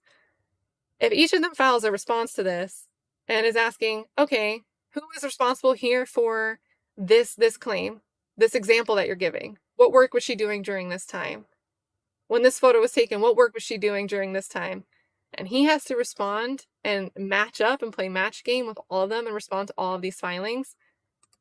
His law firm's under his name. This is a private practice. This guy is going to have a lot of work on his hands if this is not a settlement. And that's going to mean a lot of money for Lauren Pisciotta to have to pay out in the meantime, unless he's working on contingency. Which, if he's working on contingency to get something that so far only seems to be an oral contract, like I said, guys, this isn't your ordinary wrongful termination case. And maybe this attorney didn't really know what he was getting into. Where were we? We were on like cause of action 6.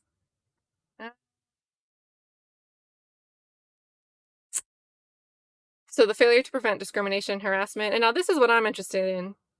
So this is some Latin. I don't really know. Quanta meriut. So within the last 2 years, plaintiff rendered work, labor, and services to defendants, and each of them at the special request of the defendants, for which defendants then and there promised to pay plaintiff the reasonable value of such services. Okay, well, hold on. Are we going to say that $4 million was reasonable for her services? I wouldn't want to make this argument if I was arguing I was owed $4 million, but that's besides the point. At all times herein mentioned, the above services were and are of the reasonable value of no less than $4 million. They're going straight for it. They're going straight for the home run argument, which was the agree upon amount defendant promised to pay plaintiff. No part of the above sum has been paid, notwithstanding that plaintiff has demanded payment therefore. And hold on. Do you have some thoughts? Because you can come on up here, Tamara. So thank you for becoming a member. Honestly, if anyone wants to share their thoughts, there's the StreamYard link. But Tamara, let me know your thoughts so far. Because I had my thoughts throughout the factual allegations. But I'm actually having a roller coaster. Usually I get to the cause of action, and it's not really that exciting. Usually I'm trying to steam barrel through it. We already know. But the causes of action are dramatic. Like, so, and hold on. Do I see... This attorney has one review, and it's a 3. Oh. Oh.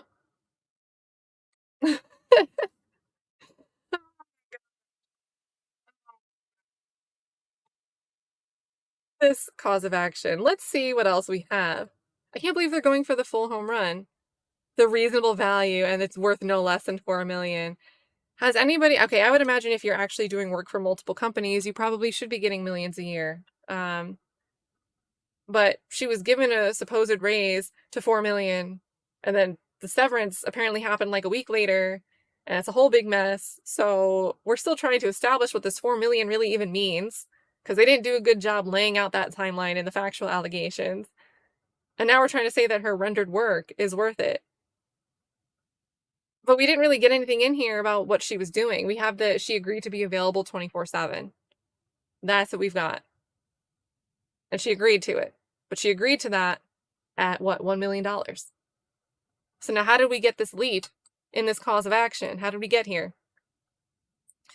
8th cause of action, unjust enrichment against all defendants. So as a result of the breaches and wrongful acts of defendants and each of them, as described in the complaint, defendants have been unjustly enriched at the expense of the plaintiff. Defendants have derived and continue to derive a benefit from failing to perform their contractual obligations pursuant to the parties' agreements as set forth above. Now, are they going to have to make a case of unjust enrichment against all parties? Because this sounds like a lot of desk work for this attorney. Because they're going to ask if they respond to these as separate defendants. They issue separate responses and they say, oh, we want you to dismiss this 8th cause of action because the complaint doesn't put forth any facts that establish unjust enrichment. So in response, this attorney would then have to respond to each of those responses saying, oh, you should keep the 8th cause of action in play, court, because here's the facts that I should have included in my first complaint. And you're going to have all these different companies asking you, how did I specifically, as this entity, where's the unjust enrichment for me? What are your facts? Oh my gosh. Oh my god. Plaintiff incorporates, so we're getting fraud against all defendants. So how are we frauding this? So at the time, defendants and each of them made statements to plaintiff, as identified in paragraphs 7 through 8 and 10 through 15 of this complaint. They knew they were false, and that they had no intention of performing as they had promised. Rather, so wait, paragraphs 7 through 8 and 10 through 15, was that the initial 1 million? Well, let's finish reading this and we'll go and see, because 7 and 8 and 10 through 15, they don't give a page number. So that seems like it was at the beginning of the complaint. So we'll go back up and see what that is. But they're saying that they knew they were false and had no intention of performing as promised. Rather, such representations were made with an intent to deceive and to secure services and contributions of money from her. So again, we do have some mention of her paying for her own trips and food that she's supposed to be reimbursed for. But we didn't really have specifics of her contributing money.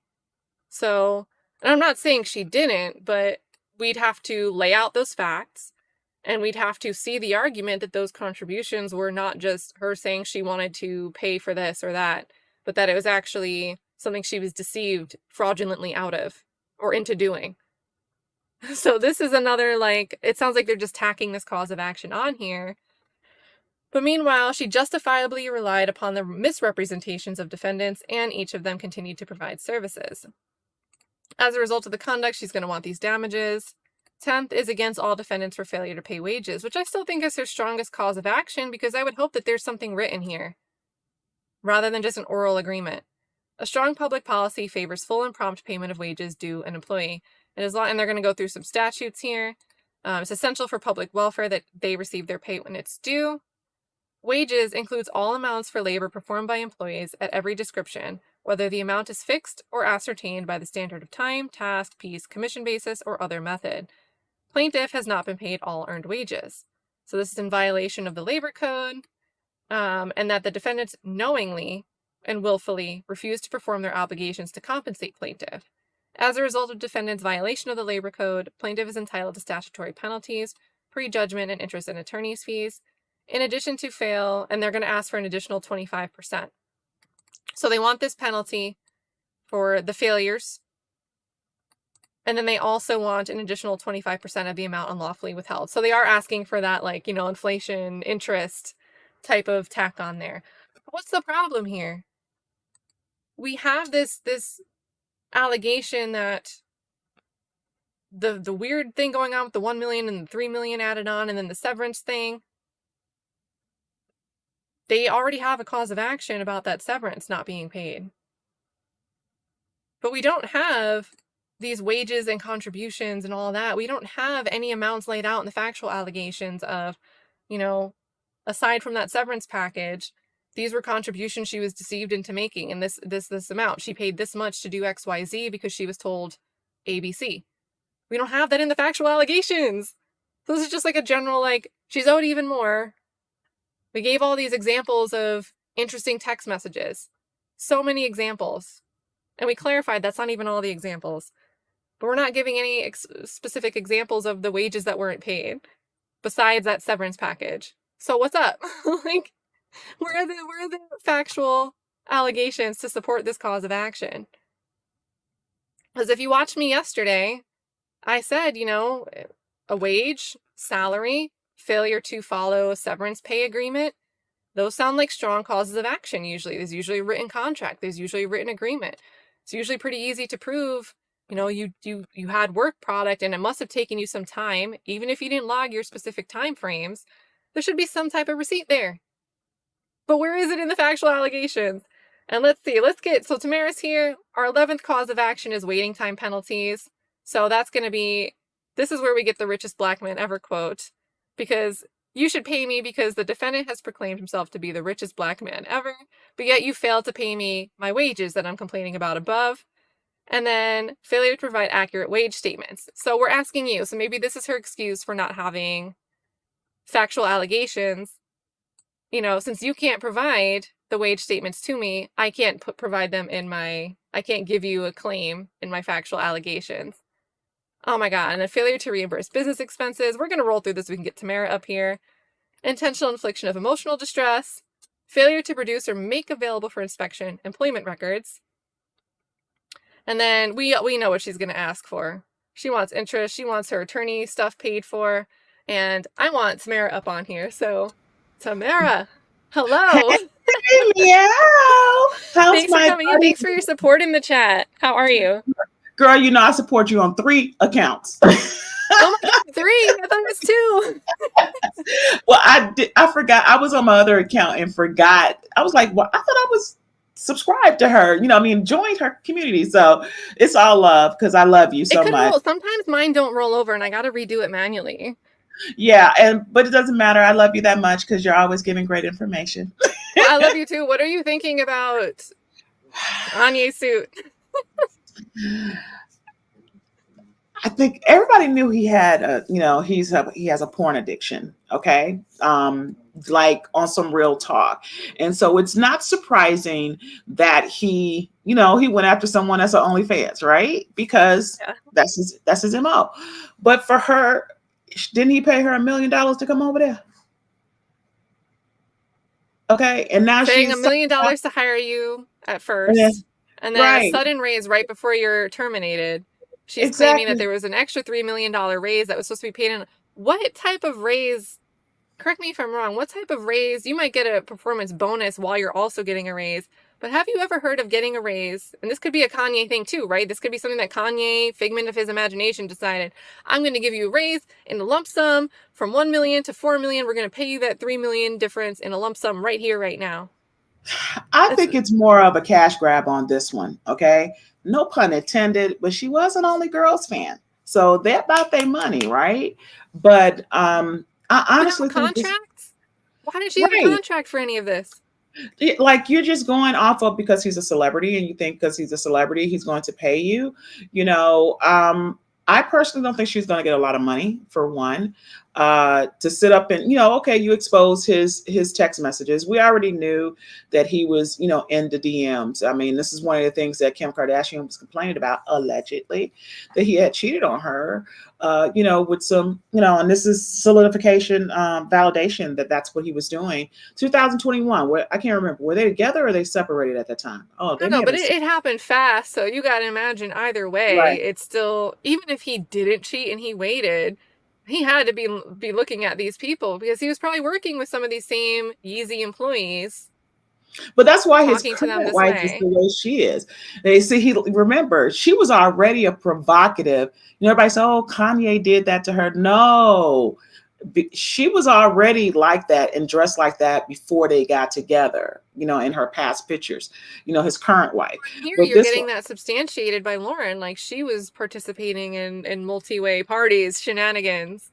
So exactly. she I was don't like Bianca's with it. So exactly. So right. That's what I mean. So it's not surprising how Bianca dressed. I mean, she was giving him, she was topping him off in the little oh boat when yeah, they in was Italy or wherever. Like, right. can't they like not go back? Or maybe it's just the company. They can't go on the boat, or are they like not able to go to that town right now anymore, or something like that. Exactly. So it's like, so this is not surprising about Kanye. So that's nothing new. Okay. He was, he's never been shy about, I mean, for God's sakes, he's creating a porn streaming company. Okay. Him and Bianca. All right. That's what they're doing right now. But in reference to this young lady, I don't necessarily think she got really a leg to stand on. You don't have any documentation. You don't have any proof. Well, You're and just then the causes of action. She's clearly looking for the proof. She's making the claim that she's extorted out of wages and payments, but she can't put in her factual allegations because she doesn't have anything to assert of her own. and I that's feel why like I said, she might be mhm, trying to say their inability to provide the statements should just inherently prove her claim that she's owed something because they can't put up. But that's not fully how it works. They can be fined and penalized separately, administratively, for not having such records if they're supposed to have those records and they don't. But on the flip exactly. side, you can't just say, like, oh, Sasquatch exists and Sasquatch owes me money, Right. so I need X amount of dollars. And the judge is going to be like, well, how do I know that it's really that amount of dollars that you're owed? Because you have So, paper trail, no documentation. Okay. And so and you're she requesting can't play dumb. She has 15 years experience in positions in industries that would require you to know something about contracts. You're doing artist management and you're going to tell me that you went through all this with just an oral contract and you feel defrauded because of it? again, it's this one is this particular, I even put it in the chat. I said this one particular is definitely a money grab. That's just my opinion. It's so unfortunate, but everybody's thinking they can come up. I mean, I thought it was going to be Jay-Z before Kanye got something. I'm going to be quite honest with you. I'm surprised to see that Kanye got something before Jay-Z. Okay. Maybe anyone that has an accusation to bring against Jay might be scared of Beyonce, the Bayhive, coming after them. Like, leave their marriage alone. Only Mm, Beyonce's allowed to make albums about the relationship there. oh Someone yeah, else the can't come in and lemonade. I don't know. yeah. I don't know. I just Kanye, like I said, he's an open book. He's very transparent about who he is. And okay, you expose the it's like what is with that's almost like the same thing with the girl with the cum pants. I was like, girl, you're holding these Oh, pants the with bedazzled pants. Uh, I was are you like that is Cynthia disgusting. McKinney. I think that was Cynthia McKinney. Yes, for But 20 didn't April Lampros said she also kept something too? well, April I'm had talking a about Diddy people, guys. yeah, so I'm just playing to the keeping the evidence. That's what I'm speaking in reference to. April had a whole lot of information. She had photos and invitations, and We went to specific restaurants on this day, right, and Kim showed up, and blah blah blah blah blah. right. So her situation was just I totally 1000% believe her. McKinney, on the other hand, is like, girl, you just kept that as a keepsake. That's how I felt. Yeah, and This you thought that was a opportunity grab, maybe not a cash grab, but an opportunity, a climbing grab at exactly, that because point in you're a time. so-called model. This one right here, if she still has an OnlyFans, if she went back to it, then of course, because of Kanye's following, because he has a whole cult following like Beyonce as well. They're all Okay. gonna be like, "Oh, I want to see her OnlyFans. I heard about this." Exactly. So that's why I was tying the three with the Diddy, with the two ladies, holding on to the pants. I was just like, that is so disgusting to me. I said, that's a LaMonica Lewinsky. I was like, oh my God, that Well, was and crazy. if I felt traumatized by something, I either got to turn it into someone who can investigate it, or I got to get it out of sight, out of mind. I can't just be having it like linger like a, um, like some type of medallion that's gonna remind me that, oh, it's a curse A in my trophy. closet. A trophy. This was her trophy to say, girl, do you see what Kanye sent me? You see how he was always asking me stuff? Oh my God, he wanted me to do this to him. And then somebody may have whispered in her ear, girl, with everything that's going on right now, you need to go on and see if you can get you some money. And she's like, well, he did say he was going to give me something extra. I'm going to do it. But you have no documentation. Yeah, and to me, the proof that you had intercourse, or it was just like oral, right? It wasn't even full intercourse for her. It doesn't necessarily mean that it wasn't consensual. That's how I felt in reference to Cynthia McKinney.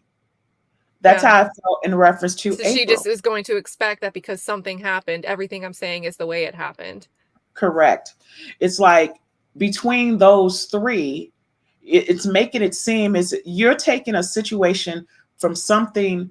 This whole thing, this is what they were saying from the get-go, right? That because the other person has been exposed, now that everybody else comes up, you don't know if this is real or not. So when the real victims, they're afraid, because one, they're being harassed, all kinds of stuff, And right? they see me saying, like, I have questions, and they don't want to have questions because it's going to say, well, if these people are questioning it and poking holes, the risk of me bringing forward my true story is even more difficult because, Exactly. what's the point if people aren't going to believe me anyway? But I like to play devil's advocate. I do, and I do err on the side of the accused, right? So, and that can flip roles because I just read a defamation suit, um, where he's been accused for 10 years. And honestly, when I started reading it, I Googled, I tried to do some background on who he was, saw that maybe he looked like maybe a janky promoter, I don't know. So I went Mhm. into reading the suit, the Mel B and Stephen Belafonte suit. I was like, great, I'm probably going to think that this guy's engaging in litigation abuse, accusing his ex-wife of defamation. And then I started reading it and I was like, oh, Well, but there's in that case, there's been some stuff going on with them for a long time now. long time, which Yeah, I never followed the Spice Girls. I didn't know the news. yeah. So I wasn't aware of any back and forth. There's obviously, if I look, there's a ton of interviews from her. She has her books. So to see his side in one concise place, I was like, oh, maybe this isn't just something to brush away as Hmm. someone out to get some money. And the headlines all made that one about the money. The $5 million was in every headline about that lawsuit. But he says he plans to donate it. That might not be true, but he says he plans to donate it. Really, You never boy, know, right? boy, Yeah, bye. you never really Yeah, know. don't, right. $5 million. Right. Okay. Well, he Um, might ask for he's more, but saying he's saying at least 5 million, that he'll donate the 5 million. So, but cat. as I said, you got to chase behind people's feet to make sure that if they do get this 5 million, you do got to chase behind them to make sure they actually donate it. So, Yeah, because there's been plenty of situations where people say they're going to donate something and they didn't donate it, and so it makes us think about let's bring this to this, the Me Too movement, right? So you got what's her name, Stormy Daniels. I mean, think about that. Then you got the situation with Cassie. It's so many people that are exposing people, and they're not being. A lot of them are not being, believed. But it took a video of somebody getting stomped in a hallway at a hotel for people to wake well, up I and say, believed Cassie during the suit itself, even "Oh, before me he too, settled. So me I too." did. But for the men, I'll say I think the women believed, right? But for the men to believe, it took for him to stomp in the hallway for people to say, "Oh wow, this is really happening." Okay. I think it took for his close, I don't want to say close circle, but like a sphere, like a broader sphere than what I would consider a close circle, a step beyond that. It took them to see this video to like, maybe on some hand reconcile with it. Like, maybe they thought about it and pushed it to the back of their mind. But other people did flat out deny it. His somewhat close peers did come out and just deny it and defended him for a long time. And there's that guess that at some point, since him and Cassie dated for so long, this isn't like, with Harvey Weinstein, 3 of the women were in relationships with him, but 3 were like a one-time One night thing. stand. The women Mhm. that were in the relationships with him, there should have been other people that kind of got the vibe that something was wrong and maybe saw something and then still didn't say something about it and didn't come forward about it. And then with Cassie, that's the same thing. There's no way that other people didn't know. We know the hotel staff saw it. We know that he had some type of assistant or security that was present. So I think there was an allegation in the complaint where they were all in the car together and Mhm. he like punched her in the car or something like that. I forget exactly the situation. And But then you she have an states that the intern. security guard was right there. Right. And then you have an intern that says, I never saw anything. It was wonderful working there. I had the best time. But then let's see how many more people in reference to Kanye come out and say, oh, well, he did that to me. So that's going to be, That's when where we, it's gonna go. right. And That's, what's Bianca gonna do? girl, She's Bianca gonna Bianca come can out go and on say she there. was with the shits? Is she gonna come out and be like, Lauren was with the shits? Girl, Bianca ain't going nowhere. She having the time of her life. I'm so serious when I say that. Well, but they brought up in the suit that there was like a 5-person orgy that they were talking to Lauren about. So if that's already being alleged, the door's open for Bianca to say, yeah, and you told me that you'd be interested in something like that. Like, what if that happened and Bianca could come in and be a witness? That, You don't know. well, Some people you could come know, forward and say, yeah, I participated in it. And some people could come forward and be like, I was uncomfortable and I quit. I walked out of there. so Here's my now, experience. Kat, that makes me think, because of course, now that you're saying this, and this has always been the behind the scene, okay? The Kardashians, right? They were also in those parties.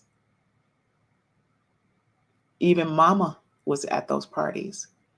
How you I think think Court Barbara in the chat was talking about Momager, Kris Jenner. exactly? And how do you think? Remember, Mama and Sean were friends, and he introduced her to Corey Gamble. And then, so bringing it all back to remember, Kanye used to have an issue with Corey at first. Okay. Then they were cool. All right. Just think Something how just all, somewhere became good. right. Think about how all of this is somehow, it's like a puzzle and it's all tied together. Kanye was to the side. He doesn't like P. Diddy at all. Okay. If you Yeah. notice the last concert that he had, Sean and his so-called son, alleged son, Justin, went to go see him at the concert. And Kanye completely ignored him. But there's been no evidence that there's been no say that Kanye was a part of those parties, right? But we all know that Kanye likes porn. So the question is, since Kim was over there doing some stuff, and now he's talking about doing porn, and him and Bianca be doing kind of stuff, and then this girl is exposing herself. Uh, was Kim doing it too? Right. Was there Was like some collaboration in motion? right, Everyone thought that we're all going to do this big venture together. And then that's the exactly, other thing. There was the oh, we would talk on the phone. Was there like a possibility that this new platform would also involve those phone services and those chat services? Because that's exactly. I don't know if OnlyFans they do like a phone thing, but don't they also let you like pay to message creators? You can like set your profiles and stuff. Girl, I don't know because I ain't got no OnlyFans account. Okay, Because as of someone I think was like someone thought that they were messaging I think it was like Ruby Rose. It was like viral on Twitter a week and a half ago. And Ruby Rose's OnlyFans manager was responding back like, oh, Rod can't do it for me. Like talking back to this person. And the meme was like, this dude really thinks he's speaking to Ruby Rose and not just some right. dude that's managing her account and getting half her pay. So let me ask you something, Kat. Do you think that this is a back door to Kanye West is crossed with Larry Flint? Do you think this is a back door to try to tie Kanye to Diddy? I don't know because this attorney just seems out of nowhere. I really think that this attorney might do like contract work, wrongful termination, and she was looking for a wrongful termination lawyer to take this case forward. And there's just a lot of extra layers here compared to your typical Joe Schmo, Jane Schmo. wrongful Hmm. termination suit. This is someone that's like flying on planes in a personal capacity with a wild, crazy celebrity who's already got a reputation for the same things that you've just laid out. So maybe this attorney didn't know what he was getting into, and he was like, "Yeah, that sounds. You'll do a $3-4 million severance. I'll take a 20-30% contingency of that. This sounds good. Let's Hmm. do it." Yeah, he's thinking about But that 6 to million that he can get in return. Uh, but it just makes me wonder. It makes me wonder: is this all? Is somebody behind it saying, "Go do it, go do it, go do it," right? Or she's I'm like, "Well, curious to see, and I wouldn't be surprised if someone else says like, "Oh, the door's open, let's pounce." If someone's waiting out there for something, mm-hmm." now this could give them the door to do it. So Now, what I do think is gonna happen, Kanye gonna act a fool, and he gonna be like, "Yeah, we had sex, da da da da da da da," and I really believe that he's gonna have maybe one of his potential rants and be like, and she was with the business. So what's your point? These are consenting adults. The issue that I have is she was consenting. She consented to it, right? well, and there's no replies from her anywhere in this complaint. There's no screenshots of the messages. It seems like it was you curate everything in a complaint because you obviously want it to favor your own argument. But you don't curate it to the point where you're non-existent in it. When part of proving a harassment claim is showing that it was unwanted. And if you take out your own words where you could have said, "I don't want you saying this stuff to me," you're weakening your own potential argument. So to hold it back makes me have to wonder if what she's not including as a response to some of these messages would give the opposite of impression of feeling like this was unwanted or non-consensual. The things And that were trust me, omitted are very interesting to me. right? And I was going to ask you about that too because it didn't seem like it was a lot of information per se. It was information. It just seems like a It's very tea. hollow. Right. It's right. It's just gossip. Girl, yeah. That's why I said it was like, girl, you see how he's sitting up here texting me talking about he want me to do this, that, and the other. That's what it seems like to me. So it's I think like, it's are kind of you bad because if you want a settlement, like, yeah, there's still potentially the videos and the photos, but like, honestly, whatever. Maybe she thinks that that's like a big scary thing that he'd want to keep from coming out. But he you've don't already care? said these things where he's calling his racist duck. We're gonna keep calling it a duck. I'm way past the YouTube like monetization warning thing, but like you put that out there, that's really like crazy to say. So what worse are you withholding? If you wanted a settlement, you wouldn't have laid all these crazy text messages out because you would have wanted like, and I'm not saying I don't think she doesn't want a settlement. I think she does. But I think this Mm-hmm. was not very strategic if that's the end goal. Because the causes of action are weak and unsupported. A judge is going to have questions. You're going to have to file an amended complaint, which means you're already paying your lawyer more, or if it's on contingency, he's going to have to do it. And just to keep it moving forward, you're leaving so many holes for any qualified attorney. And these we're still dealing with big money companies. Whether we joke about, Kanye went through his almost bankruptcy, he was asking Mark Zuckerberg for money. Like his companies still have money, he still has a net worth. Like he's not going to hire the worst attorney in the world to respond to this. And there's multiple parties at play. So there's probably going And to be he still multiple has more than one responses. attorney. He'll fire an attorney in a heartbeat, right? I mean, look at what he went through with Kim when he was divorcing her. Oh, you're fired. I need another attorney. Oh, you're fired. I need another attorney. And then he eventually gave in and said, "Here, just give her whatever she wants, so we can be gone, so we can be done." That's where it ended up coming. But what's going to be interesting is he's going to go for the long game. Is she willing to go the long game on this? Okay. Yes, the attorney is like, oh, it's based on, it's a contingency, it's based on what we can get, this, that, and the other. But who's to say her background is not going to be brought into question? I mean, maybe they may paint her the same way they painted Stormy Daniels. But in this case, you quit your OnlyFans to go work with him and hobnob and blow each other and all this other stuff. You agree to it. And then when he says, okay, this is not working out and, we're going to have to let you go, then all of a sudden, 2 years later, I think where the issue for me is, it's the 2 years later.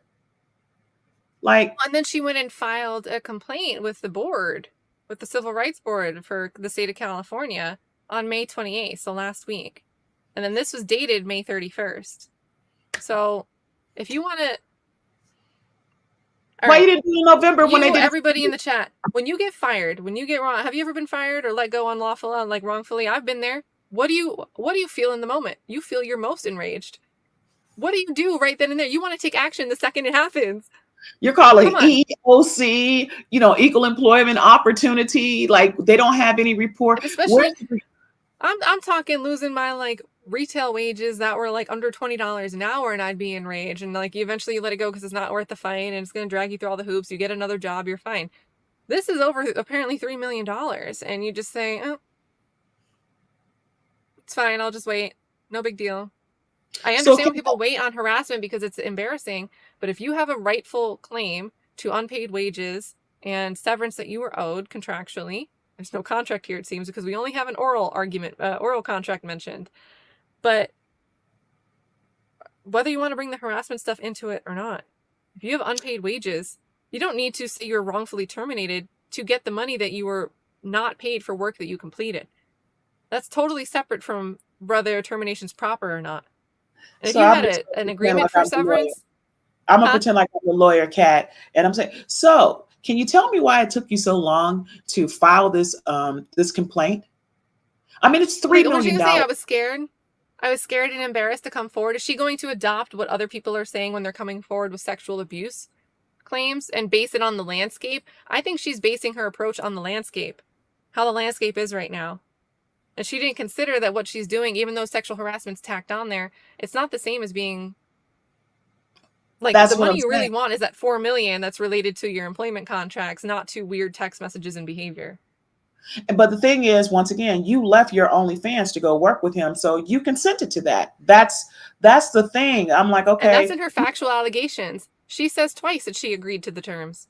That's in So if her you factual allegation. She agreed to it. so you agree to it, okay? You agree to it, and he's saying, "Well, I really hired her because I wanted to bone her." Or he just That's wants pretty women walking around his companies, right? I Like all of believe that that. part The too. view. I Yeah. I believe that 1,000% because he loves women. He loves women. He loves the essence of Well, women. it's like part of the brand, right? The whole Right. aesthetic, the whole like architecture of the brand. So you knew this about him, but yet you took 2 years to file, 2.5 years to file. Well, and Uh, I think 2021 would have also been the when she gave up the million with the OnlyFans and started being paid like $1 million by him that she said she never got. But maybe that million was the 1 million salary she was getting paid in lieu of doing the OnlyFans work. Like, so so that was already 2021, and she's saying she wasn't paid that 1 million. So, she was getting $1 million on OnlyFans. but Okay. anything, you can't base past future on past performance. So if you made 1 million the year Exactly. COVID started and you went viral and you did a collaboration with a really viral star and just made a lot of money, you can't say that you were making $1 million annually repeatably.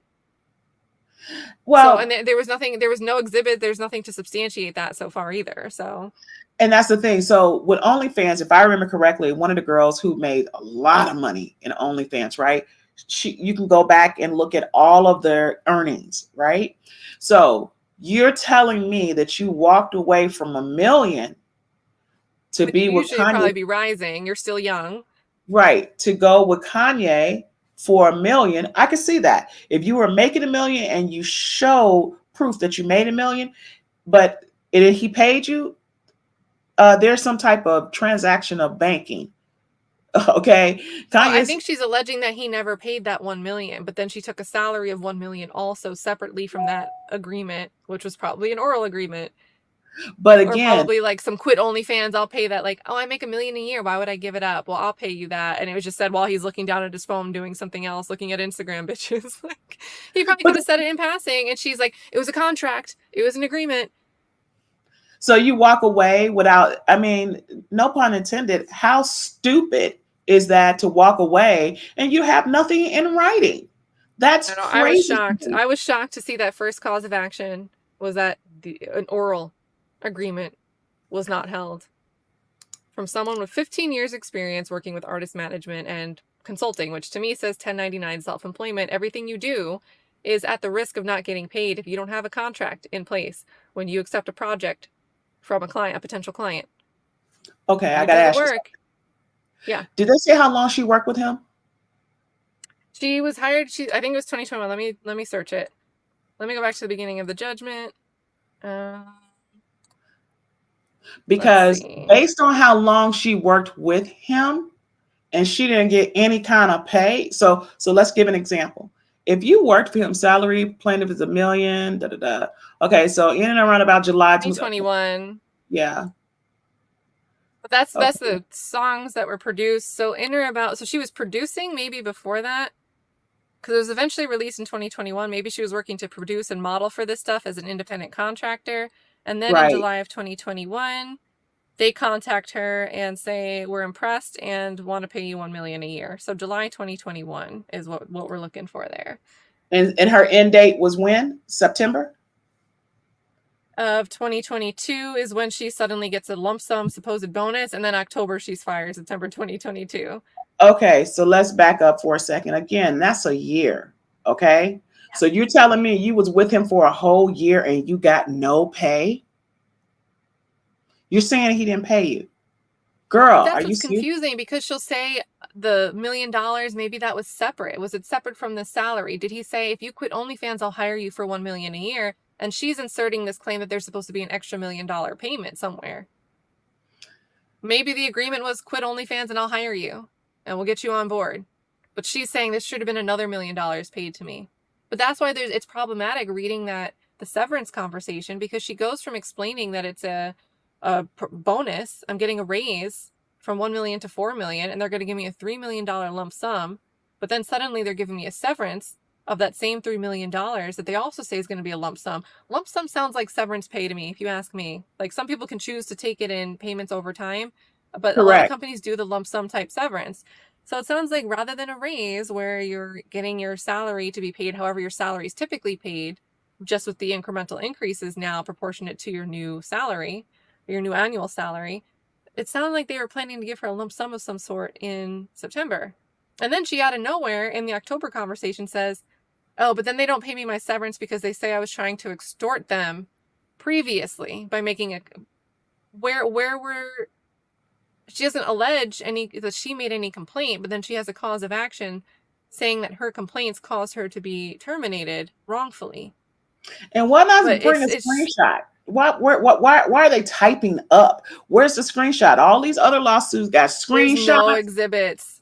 The only thing is a Oh, meme. Actually, we get a meme. We get a meme. And I think they attach that to just like put body language in here.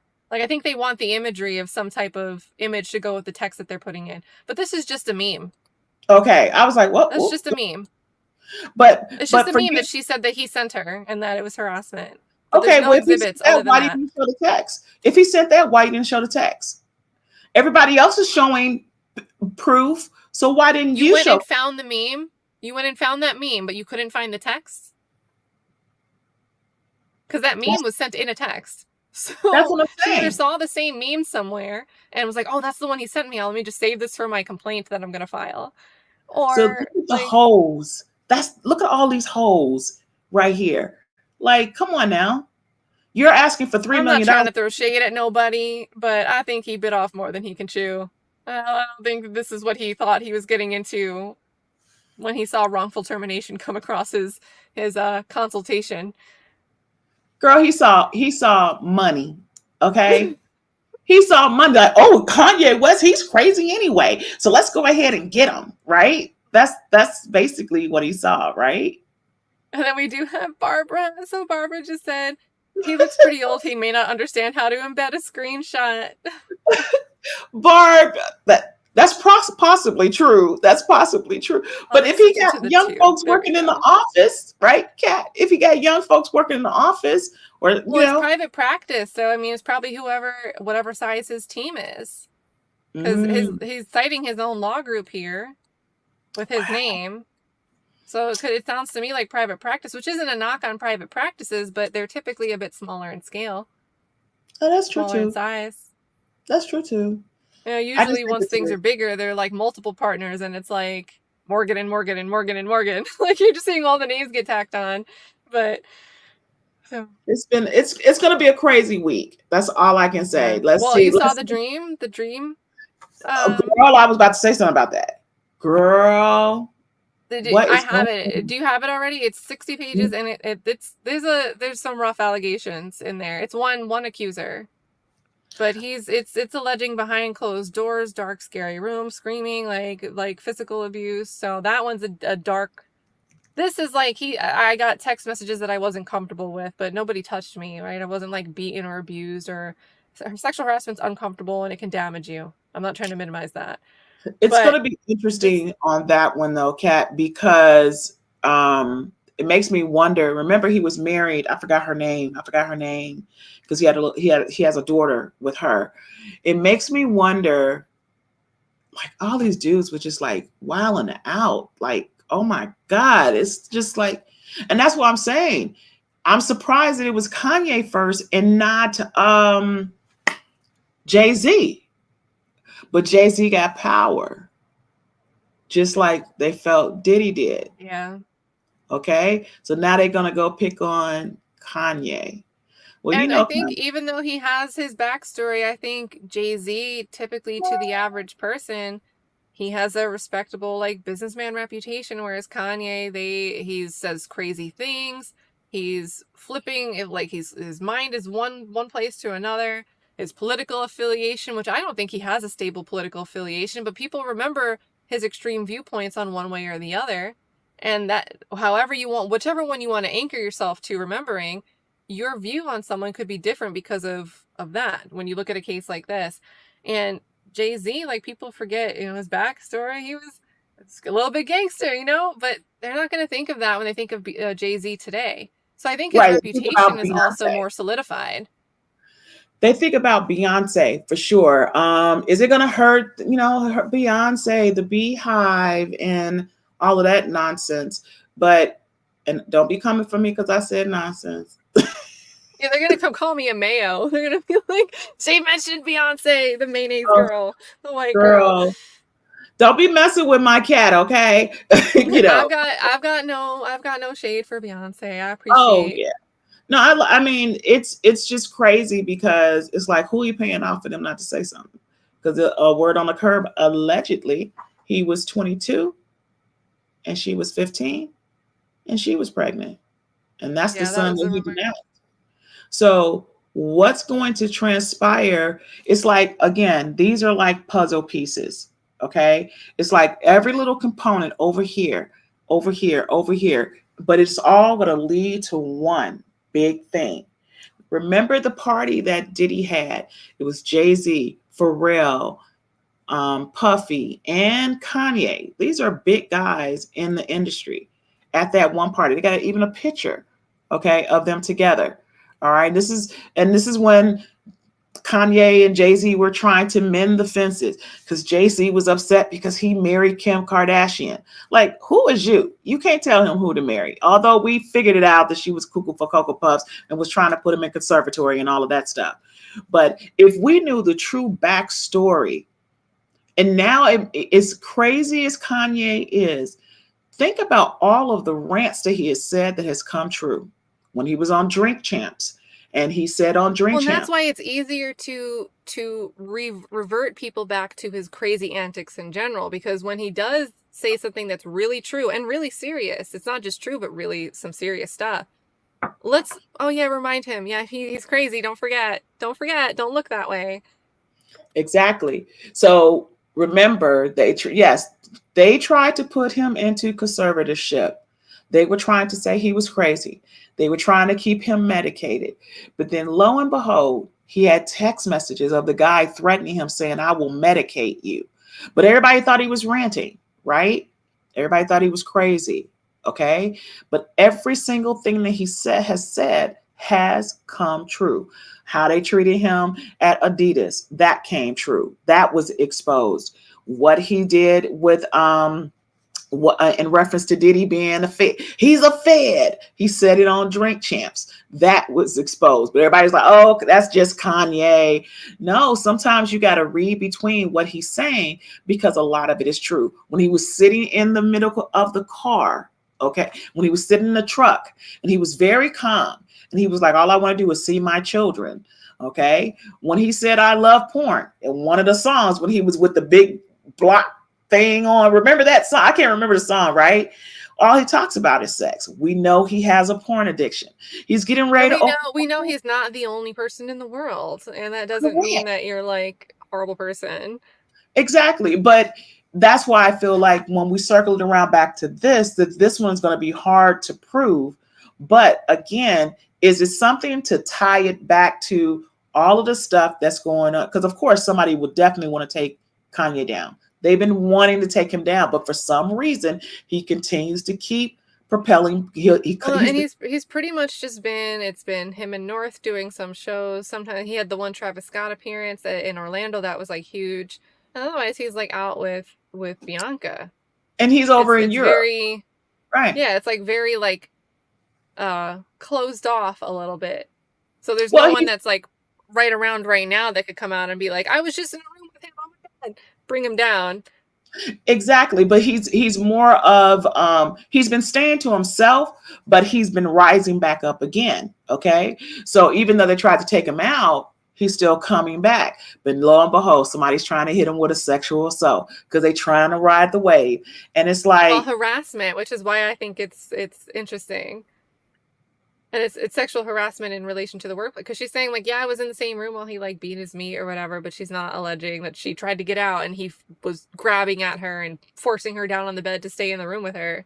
So that's why I said, is it gonna? That's why I'm saying this is gonna be hard to prove on this one that it was harassment, because it seems like you and you can say she can say, oh well, I was just, I was, because it was afraid of losing Kanye, my job.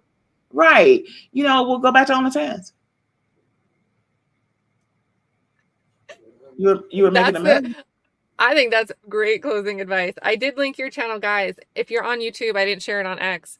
Tamara's channel, I just linked it in the chat if you want to go and check out her channel. She has a ton of content on Diddy, like pretty much if I see some new story about Diddy, I see a notification that she's going live to talk about it. And it's always at the worst time for me too. I'm like usually doing something for work where the I'm gonna headphones I start wear going for work, during the day. I'm gonna the start microphone. going. Do you say what? I'm gonna start going on during the day. Okay. Well, because sometimes when I start like doing work at night, the headset that I wear, it's an open system. So there's like the sound comes out more. It's not as like enclosed in here, and then the microphone's right here. So sometimes when I'm trying to sneakily listen to, actually you can hear the words through the receiving end on the microphone. Oh my So there's like god, I'm sorry. there's certain times where I'm like, all right, that's not safe for work, and I can't just be listening to that as background noise on accident because I'll get Yeah, caught because up on a Zoom call with a client. I get a little raw on there. I mean, that's why it's called Pussycat Talk Podcast, for that reason.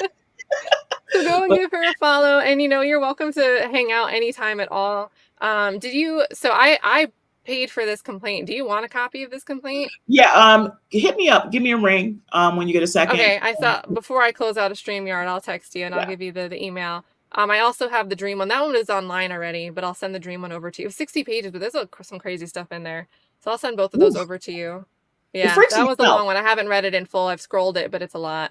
You guys in the chat, you guys have been so fun to play devil's advocate for. Thank you to our resident comedian, Barbara Openhope, with all of the jokes sprinkled throughout the chat. Daisy was in here. I know some people left already, but Nathan was in here. We had Lord ADS. Ton of people. Chillmonger was in here for a bit. Love Chillmonger. And who else do we have? All the way in the beginning, we have Ghost. Aisha, all the way in the beginning. Well, thank you so much, guys. As always, if there's a civil litigation action you want to talk about, send it to me. We'll do it. Thanks for tuning in, you guys.